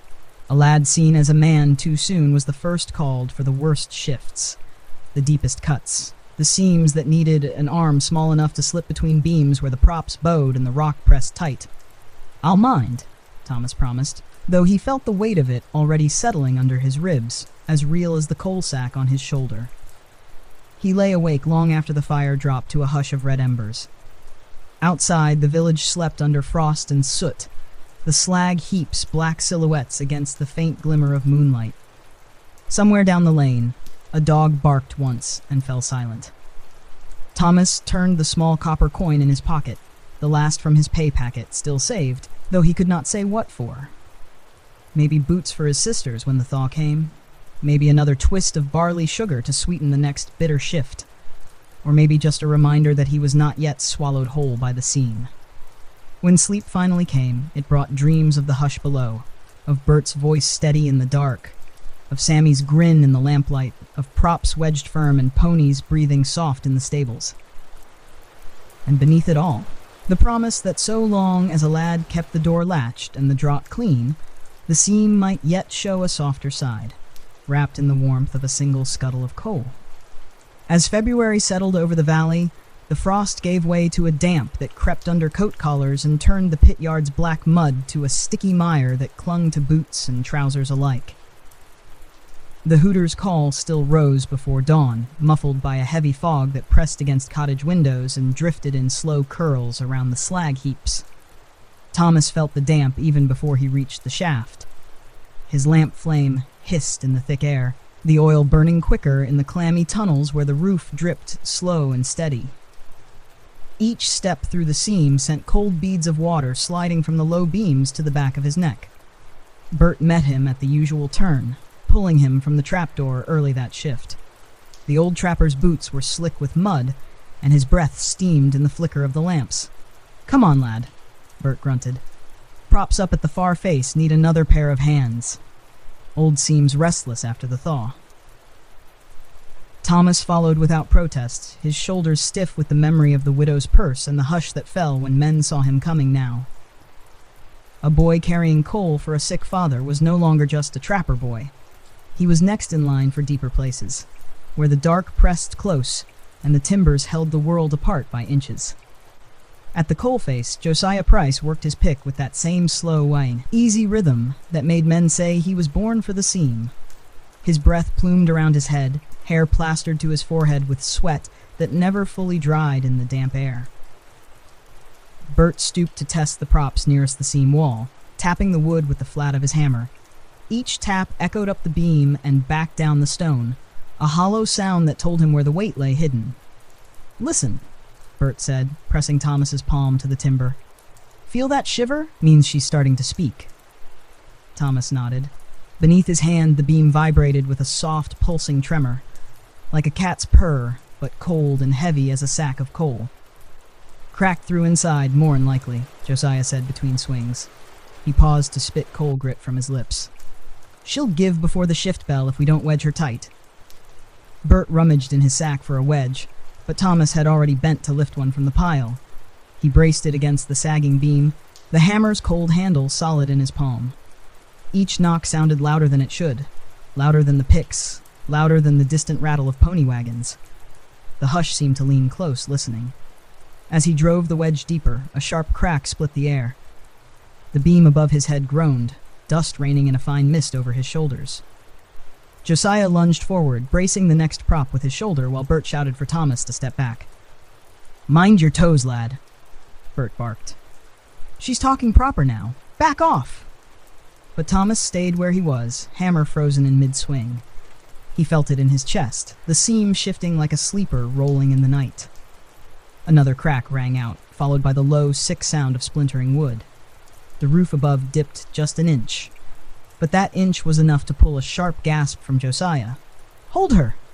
Josiah snarled through clenched teeth. He drove his pick's shaft under the beam as a brace, muscles straining against the rock's weight. Thomas forced his feet to move, dragging another wedge from the pile and ramming it between the sagging prop and the overhead beam. Bert's hammer swung in beside his, each strike ringing out like a church bell in the hush. Chips of oak splintered under their blows until the wedge sat tight, the crack sealed. For now. When the last echo died, all three stood still, breath coming fast. The roof above settled with a sigh that rattled flakes of coal dust down onto their shoulders. Josiah laughed, though it sounded more like a cough. "Well then, Whitlock, you've a stubborn head for a lad." Bert slapped Thomas's back so hard the air rushed from his chest. "Stubborn's what keeps us breathing down here, and listening." They finished the shift, wedging the rest of the face. Each prop driven home like a promise that tomorrow's hooter would still find them above ground. When the bell finally rang, Thomas's arms trembled with the hammer's weight, his knuckles split where the handle rubbed his skin raw. Back at the pith head, Sammy Reed caught him near the stable door. The pony boy's grin faded when he saw the streak of coal dust and sweat caked along Thomas's collar. "Heard they nearly lost the beam," Sammy said, voice low so it wouldn't carry. He tugged at little Ned's bridle, the pony's head resting heavy against his shoulder. "Heard you held it up with your own hands." Thomas shook his head, shrugging off the hero's tail before it could settle. "Just did what Bert said. We all did." Sammy sniffed, wiping a smear of pony sweat from his palm onto his trousers. "Aye. Well, just mind your head, Whitlock. You can't prop the whole world alone." Thomas only nodded. He looked past Sammy, out toward the slag heap's dark silhouette against the evening sky. He thought of his father's boots, the empty seat by the hearth, the scuttle full of widow's coal burning slow and steady in the hush of their little cottage. When he stepped through the door that night, his mother pressed a damp cloth into his hands before he could even speak. She traced the scrape on his knuckles with her thumb, her eyes telling him more than any words could carry. At the hearth, Albert Whitlock lifted his head from the pillows, his eyes brighter for a moment when he saw the boy standing there, the boy who had held a beam that should have broken. Thomas washed his hands at the basin, scrubbing grit from under his nails. As the coal fire popped and sighed behind him, he promised the seam in silence that he would listen for every groan, every hush, every warning that whispered through the dark. Because down there, a promise held true was worth more than brass, more than bread, more even than the daylight that waited above. By March, the thaw had turned the lanes to slow rivers of mud, each step a soft sucking sound that pulled at boots and threatened to swallow them whole. The slag heaps dripped black runnels down their slopes, mixing with the rain that fell steady as breath. Yet the pit's hooter called all the same, its echo curling through the wet air like a reminder that the seam cared little for weather or weary bones. On Sunday, though, the hooter fell silent. The village woke slow, the air thick with the damp promise of another hard week ahead. Thomas rose before his sisters, washing the grit from his hair in a basin that steamed beside the hearth. His mother laid out his best shirt, the sleeves now too short by an inch, but brushed clean of soot. She smoothed the collar with careful fingers, her mouth set in that same line she wore when counting brass behind the closed ledger. Albert Whitlock sat by the fire, breath softer than it had been in days, though every cuff reminded them both that the seam's claim on him had not loosened its grip. He watched Thomas lace his boots, his eyes tracing the scabs and scrapes on the boy's knuckles where the hammer had slipped more than once in the dark. "Mind the word, lad," Albert rasped when Thomas rose. "The chapel's where we speak to what's above, not what's below." Thomas nodded, though the seam was never far from his thoughts, not even with a hymnal in his hand. Outside, the path to the chapel was slick with black mud and straw laid down to keep boots from sinking too deep. Families walked in small clusters, shawls pulled tight, children hopping from dry stone to dry stone like sparrows on a fence line. Inside, the chapel smelled of wet wool and lamp oil, the pews polished by generations of rough hands and Sunday coats. The minister's voice rose to meet the low rumble of the rain on the slate roof, his words wrapping the hush in a promise of mercy that felt both close and far away. Thomas sat wedged between his mother and his youngest sister, his knees bumping the worn wood in front of him. He listened, but his mind wandered, down the shaft, along the narrow seam where props held back the weight of the world, to the hush that pressed close when the lamps burned low. When the hymn began, he mouthed the words out of habit, his eyes tracing the iron chandelier overhead, where drips of rain slipped through a crack in the roof. A single drop fell, striking his collar with a chill that made him shiver, despite the warmth of the bodies pressed close on either side. After the final amen faded into the low hush of the room, the families drifted out into the drizzle once more. By the chapel gate, the men gathered near the low stone wall, heads bent close, voices low. Thomas caught Bert's rough voice among them. The words too soft to carry, but the tone as sure as a hammer's strike. Mary Whitlock lingered to speak with Mrs. Davies, her hands clasped tight around her thin gloves. Thomas waited by the fence, boots planted firm in the muck, eyes flicking to the old graveyard that lay behind the chapel walls. Small crooked stones marking names worn smooth by rain and years. Sammy Reed found him there, his own hair plastered flat by the drizzle, cap tugged low over his ears. "Preacher says the seam's a test," Sammy said, voice pitched soft enough that only Thomas could hear. He kicked at a clod of mud with the toe of his boot. "Says we're meant to bear it to earn what comes after." Thomas followed Sammy's gaze to the gravestones behind the wall. Some were fresh-turned mounds, the earth not yet settled back into place. "Maybe he's right," Thomas murmured. "Maybe it's all just a test." Sammy scoffed, flicking a smear of mud from his cuff. "I'd sooner have the brass now than the promise later." They stood there a moment longer, two boys already bent under the same weight that bowed their father's shoulders. Then Sammy shouldered him lightly, a grin flickering behind the damp fringe of hair on his brow. "Come on, Whitlock. My ma'am's got a loaf on. If we stand here too long, the seam'll think we've gone soft."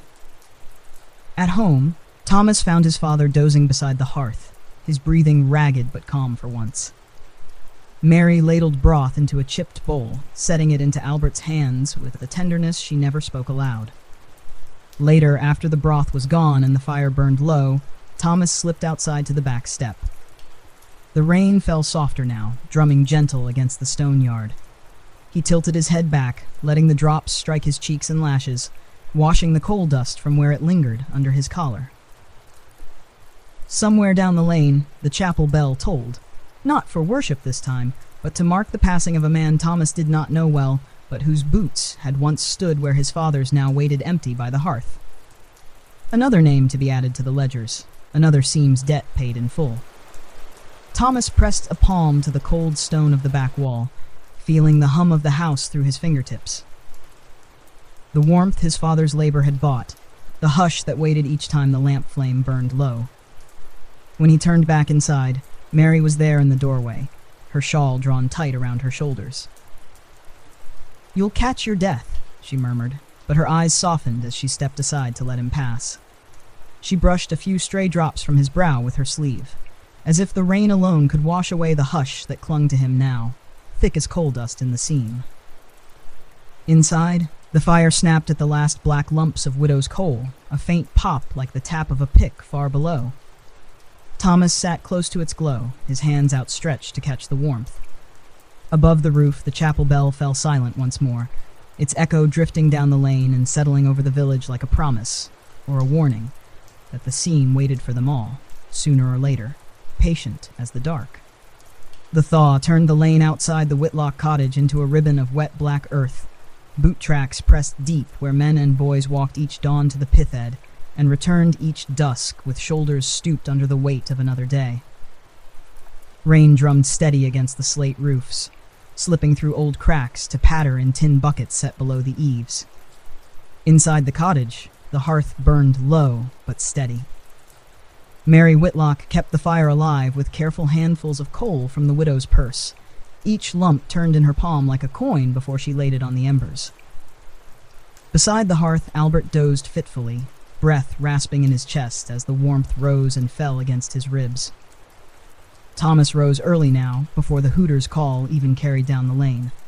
He dressed in the hush, boots tugged on with cold fingers, lamp checked twice for oil and wick, before he stepped out into the drizzle.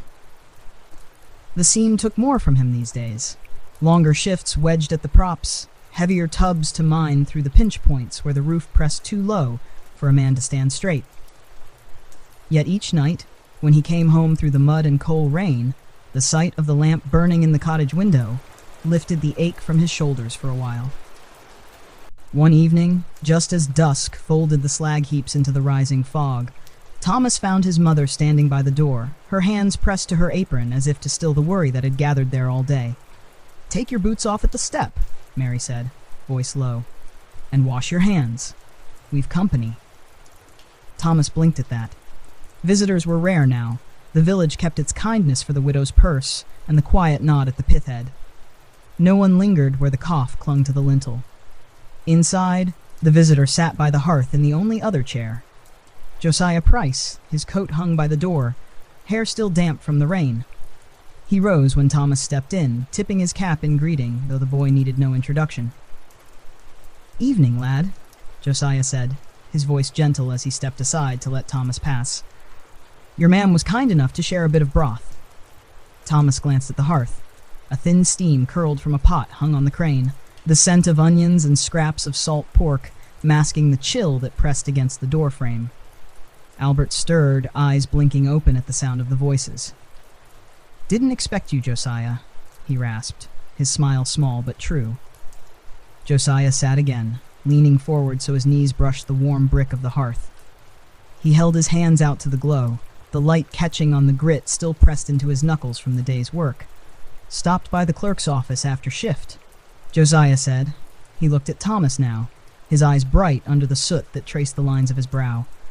"There's talk of a push into the old south seam, shallow cut but soft coal.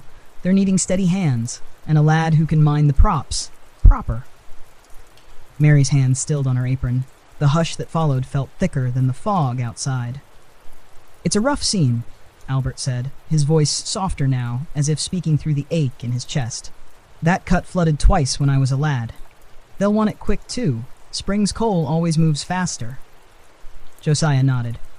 Aye, but they're offering a bit more brass for lads who know the wedge and hammer. Your boy's got both, and steady feet. Thomas felt the weight of the words settle in his belly. More brass meant boots for the girls come spring, bread thick enough to fill the corners of the table, coal enough to keep the cough at bay for another month or two. He glanced at his mother, her eyes fixed on the flicker of the fire. She said nothing, but her hands had moved again, tugging the edge of her apron as if she might wring out all the worry in her heart and leave it there on the flagstone floor. Josiah reached into his coat pocket and drew out a small cloth bundle. He set it on the hearth's ledge, a twist of barley sugar, 2 slices of cured bacon wrapped in greaseproof paper, and a heel of bread still warm from someone's oven. Neighbors sent a bit round, he said, voice quick to fill the hush. For the girls. For your tea tonight. Mary stepped forward then, taking the bundle with both hands. Her eyes glistened in the lamplight, though her smile held steady as she tucked it aside. You're a good man, Josiah Price, she murmured, and your ma'am would be proud to see it. Josiah only shrugged, as if kindness weighed nothing at all. He rose then, brushing soot from his trousers, shoulders already set to face the drizzle waiting beyond the door. Before he stepped out, he paused by Thomas, resting a rough hand on the boy's shoulder. They'll speak to you tomorrow at the shaft, he said, voice low. You mind your feet in that cut. Listen for the hush, and don't let the seam hurry you. Not for brass, nor bread. Thomas nodded. The warmth of Josiah's hand lingered even after he stepped into the lane and vanished into the fog. That night, Thomas lay awake long after his sisters drifted into sleep, the crackle of the fire soft behind their breathing. The hush settled round him again, the same hush that lived deep under the slag heaps, waiting in every seam and shaft. He turned his father's empty boots by the door with the toe of his own. Tomorrow, the south seam would open its mouth to him too. A softer cut, they said. More brass, they promised. But under the hush, Thomas knew the seam gave nothing freely. It took its share with each breath, each swing of the pick, each promise of warmth bought at the cost of steady hands and careful ears. Still, when he drifted into sleep at last, he dreamed not of the hush, but of Josiah's voice by the hearth, the taste of barley sugar sharp and bright on his tongue, a small, sweet mercy in the dark. The next morning dawned dull and heavy with a mist that clung to the pit yard like a shroud. The hooter's cry rose through the fog, pulling Thomas from a restless sleep and into the same boots he had worn thin these past months. His mother pressed a twist of bacon into his hand at the door, the same bacon Josiah had left, her eyes lingering too long on his collar before she pulled it straight. At the pithead, the men stood in knots near the cage, voices hushed but eyes sharper than usual. Talk of the South Seam carried on every breath. How it hadn't been worked since before Thomas was born. How the roof there shifted when the frost broke. How water waited in the cracks if the props failed. Thomas stood with Bert and Sammy near the fence that boxed in the stables. Little Ned stamped his hooves in the straw, steam rising from his flanks as Sammy brushed coal dust from his mane. You'll not see much of me down there, Sammy said, tugging Ned's bridle tight. Ponies can't work the south cut. Too low, too wet. Just you and the wedge, Whitlock. Thomas nodded, pressing the twist of bacon deeper into his pocket. Beside him, Bert spat into the mud, the sound sharp in the hush. Listen, lad, Bert said, his voice low as he checked the wick of Thomas's lamp. South seems mean when she's hungry. Don't trust her to hold just 'cause the brass says so. So you feel the hush change. You speak, loud and quick. Thomas met his eyes reading the worry behind the roughness. He only said, Aye, Bert, though his chest felt tighter than it had the day he first stepped through the pit gates. The cage rattled them down into the dark. A deeper hush met them there, thicker than the main shaft, carrying the damp chill that rose from the cracks where old water seeped slow and cold. Thomas felt it gather round his boots as they stepped off the lift and ducked under the first low brace. Josiah was waiting near the new face, lantern hanging from a bent nail driven into the crossbeam. His grin flickered in the lamp's glow, shadowed by the seam's restless breath. There you are, Whitlock, he said, voice bright enough to push back the hush for a heartbeat. We'll not be here long if we're smart about the wedge. Thomas crouched beside him, eyes tracing the seam wall. The coal here softer than in the deep cut, shining slick where the picks bit through the old face. But the roof sagged in uneven humps, timbers wedged at awkward angles to hold back the earth's weight. "Listen to her, lad," Josiah said, running his hand along the damp beam above his head. "She'll speak before she breaks, if she's kind at least."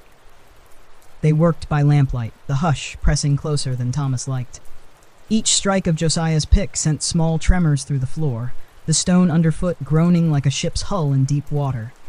Thomas wedged where Josiah pointed. Oak blocks split clean, driven tight under beams that already bowed under the seam's slow breathing. By midday, the first props gave a warning groan, a crack so sharp it stopped every pick and shovel in a heartbeat. Water dripped faster from the seam wall, running in tiny black rivulets that pooled near Thomas's boots. "Mind the hush," Josiah murmured, voice tight now. He tapped the wedge deeper.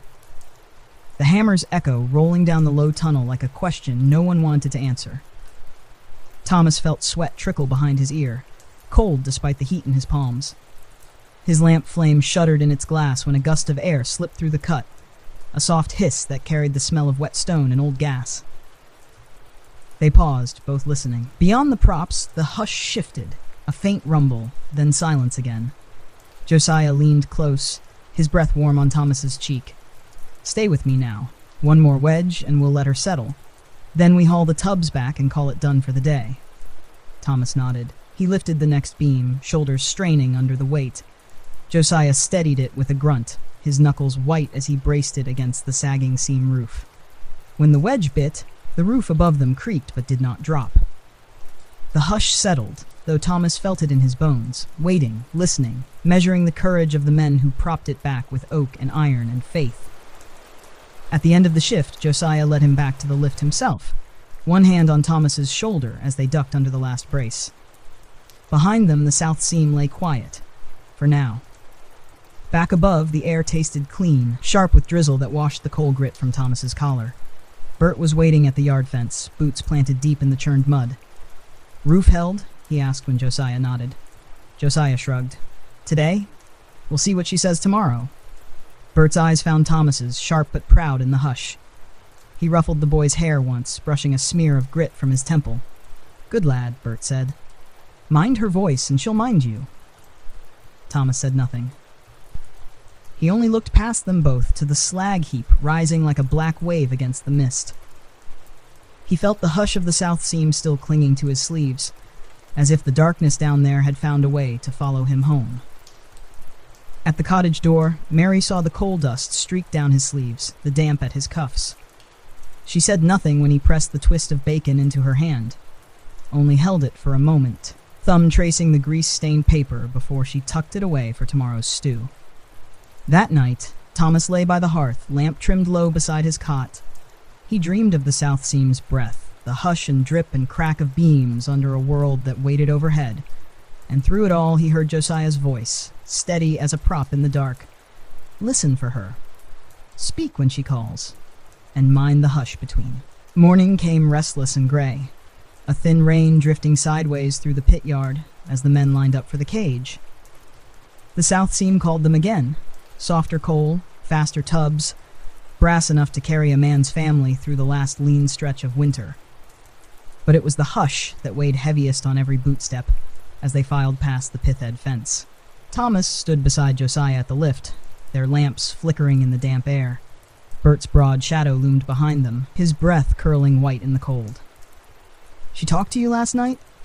Bert asked, voice low as he checked Thomas's oil can with his thumb. He meant the seam, and Thomas knew it. "Aye," Josiah answered for him, clapping Thomas's shoulder. "She's restless. The wall's dripping faster. There's old water moving somewhere behind the cut." Bert spat into the mud, his eyes narrowing at the slag heap's black shoulder leaning into the mist. "You watch the hush. The seam remembers every careless pick." The cage rattled them down into the belly of the world once more. The deeper they sank, the thicker the air pressed at their collars, a damp that settled on brows and necks long before the first swing of a pick. Thomas felt it gather behind his ribs, the same tight knot that had woken him in the dark before dawn. At the south seam face, The props groaned under their new burden.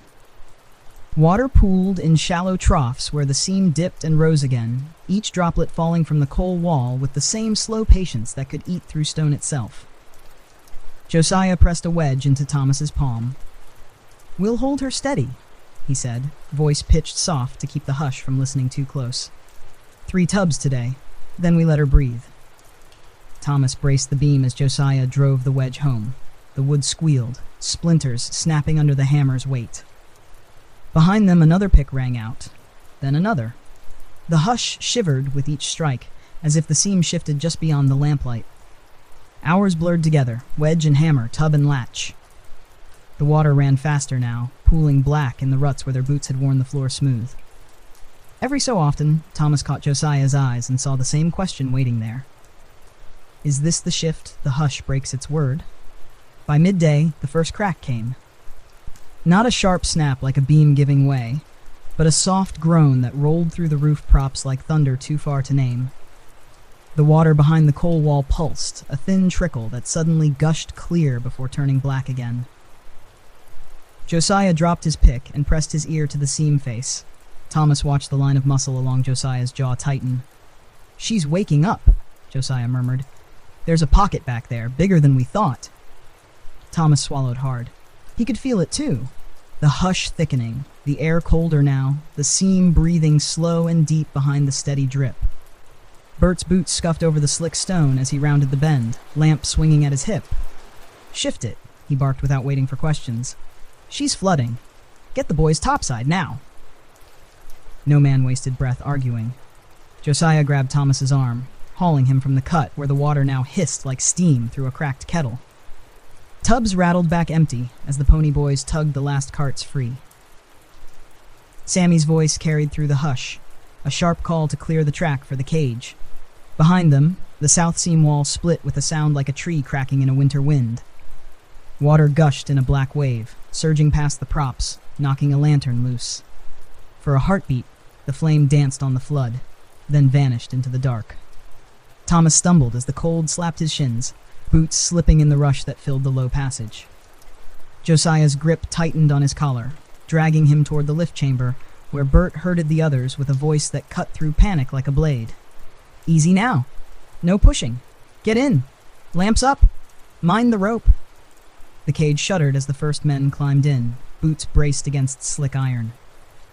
Thomas felt the tremble run through the cable overhead, the weight of too many shoulders pressing against the hush all at once. Behind him, the seam wall gave a second cry. Deeper this time, a low, rolling roar that turned the drip to a torrent. The water rose to Thomas's knees in a blink. He shoved Josiah forward, hands numb, breath ragged. "Go!" Thomas shouted, voice cracking under the roar. But Josiah grabbed him back, eyes fierce. "Not without you, lad. Hold on. Wait your place." The cage dropped once, then rose again as men packed tight, boots and picks clattering in the crush. Bert's arm clamped round Thomas's shoulders, shoving him up onto the iron step as the next wave slammed through the passage, soaking them through to the bone. Cold as death, black as the hush itself. As the lift rattled up through the shaft, Thomas clung to the iron mesh. Lamp dark now, but heart pounding so loud he thought the whole seam must hear it. Below, the roar of water filled every hollow where men's voices had once settled in quiet songs and soft curses. At the pith end, the cage scraped to a halt, the sky above a pale smudge through fog and coal steam. Bert dragged him clear of the lift gate, Josiah's hand tight on his sleeve. They spilled onto the yard, coughing mist and coal water into the gray light. Behind them, the hooter wailed. Not the shift bell now, but the long, mournful cry that every house in the valley would hear. A warning. A reckoning. Thomas stumbled across the yard, boots dragging through black puddles. The roar of the south seam still rang in his ears, a hush-given voice at last. Cold, dark, and wide as the world. At the fence, Sammy grabbed his arm, little Ned stamping behind him, eyes rolling white at the noise from the shaft. The pony knew the hush too, felt it in his bones, same as Thomas did. For a long moment, the yard fell silent, but for the hooter's ghost. Bert's breath came slow and ragged beside him. Josiah pressed his hand to Thomas's shoulder. Firm, steady, alive. In that thin, cold moment, Thomas understood the seam's truest word. that it always gave and always took, in breaths and brass and hush and roar alike, and that for every man who stepped back into the light, there was another shadow waiting deep below, still listening for the next drop of water, the next sigh in the dark. The hooter's cry echoed down the lane long after the last men stumbled clear of the pit yard. In cottage doorways, women stood wrapped in shawls, eyes searching the mist for familiar shapes, counting the silhouettes that rose from the shaft's mouth. Some found what they needed in that ragged line of soaked boots and soot-blackened faces. Some did not. Thomas felt the hush still clinging to him as he crossed the yard. Not the warm hush of the hearth, but the deep, cold hush of the South Seam's flooded veins. Water and coal, and the whisper of beams bowing under a weight too old for any boy to measure. Beside him, Josiah's steps matched his own. The older man's shoulder brushed his, steady as a prop driven home. Behind them, Bert's boots dragged a trail through the churned mud, each step marked by the hiss of wet leather. They paused near the fence where the pony boys gathered, little Ned stamping in the straw, ears flicking at every groan from the shaft mouth. Sammy Reed leaned against the gate, his cap pulled low to shield his eyes from the drizzle that had turned the yard to black soup. "You're soaked through, Whitlock," Sammy said when he saw Thomas's sleeves dripping coal water. He reached out, brushing a smear of grit from Thomas's brow with a rough thumb. "Come on, before your ma'am thinks the worst." Thomas could only nod. His throat ached from the hush and the roar, both fighting for space behind his ribs. They walked the lane home together, boots squelching in the slurry where the thaw met the spoil heap's endless runoff. Now and then, a woman called out a name, voice breaking when a shadow turned and lifted a hand in answer. Sometimes the lane fell silent instead, and the hush closed in all over again. At the Whitlock cottage, Mary waited at the gate, her hands pressed tight to her apron as if she could hold the walls up with her will alone. When she saw Thomas, her shoulders dropped with a small sob that turned into a laugh before it ever touched her lips. She wrapped him in her arms, careless of the grit and the wet that soaked her shawl. "Inside," she whispered, her voice hoarse from waiting. "Inside now, love." Albert sat by the hearth when they stepped in, propped on pillows, breath rattling but eyes wide with relief when he saw the boy step clear of the hush once more. He lifted a hand, fingers trembling, beckoning Thomas closer. Thomas knelt by his father's chair, the last of the seam's chill seeping into the warm stone under his knees. He felt the rough scrape of Albert's palm on his cheek, a touch lighter than it once was, but steady enough to tell him all he needed to know. "You're here," Albert rasped, a ghost of coal smoke in his throat. "You're here, lad." Mary fetched dry clothes from the pegs by the door, laying them beside the hearth to warm, while Thomas washed the black from his hands in a basin gone gray with soot. The kettle hissed beside him, a softer hush this time, one that wrapped the room in warmth instead of dread. When the worst of the chill left his skin, Thomas sat at his father's side. Together they listened to the rain tapping the window pane, the slow pop and sigh of the last lumps of widow's coal burning low in the grate. Outside, the village settled under its own hush. The hooter's echo still drifting among the chimneys, mixing with the drip of rain and the quiet prayers spoken behind every closed door. Some men would not come home tonight. The South Seam had taken its share again, same as always. Later, when the hearth's warmth made his eyes heavy, Thomas felt his father's hand drift to his own. A grip weaker than the beams he'd wedged, but stronger than the hush that waited beneath their boots. "You listen for her," Albert murmured, voice fading to a hush of its own. "You mind the hush, same as your granda taught me. And when the time comes, you mind your own boys too." Thomas nodded, though sleep tugged at him now, the hum of the kettle and the hush of rain folding into a promise older than any seam. By morning, the pit yard would stir again.